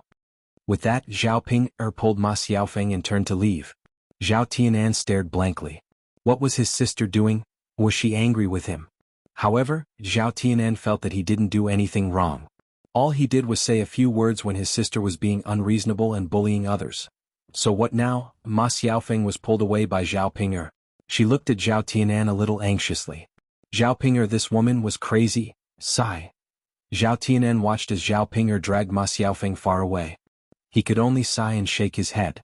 When would this big sister of his be a little more reasonable? Now that Ma Xiaofeng had left with Zhao Ping'er, he could only go back to work.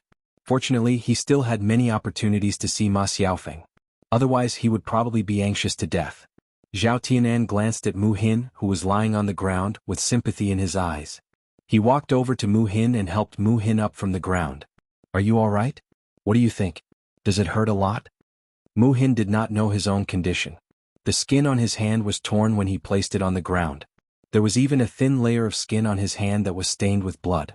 As for her legs, the pain in her knees was so intense that she could not stand up for a while. She could only continue to kneel on the ground. After Mu Hin stood up with great difficulty, she could not straighten her legs. Her whole body swayed. She bit her lower lip and endured the pain. She said to Zhao Tianan, "I'm fine." Zhao Tianan took a deep look at Mu Hin. She was clearly injured so badly, but she said that she was fine. He guessed that she did not want others to worry about her.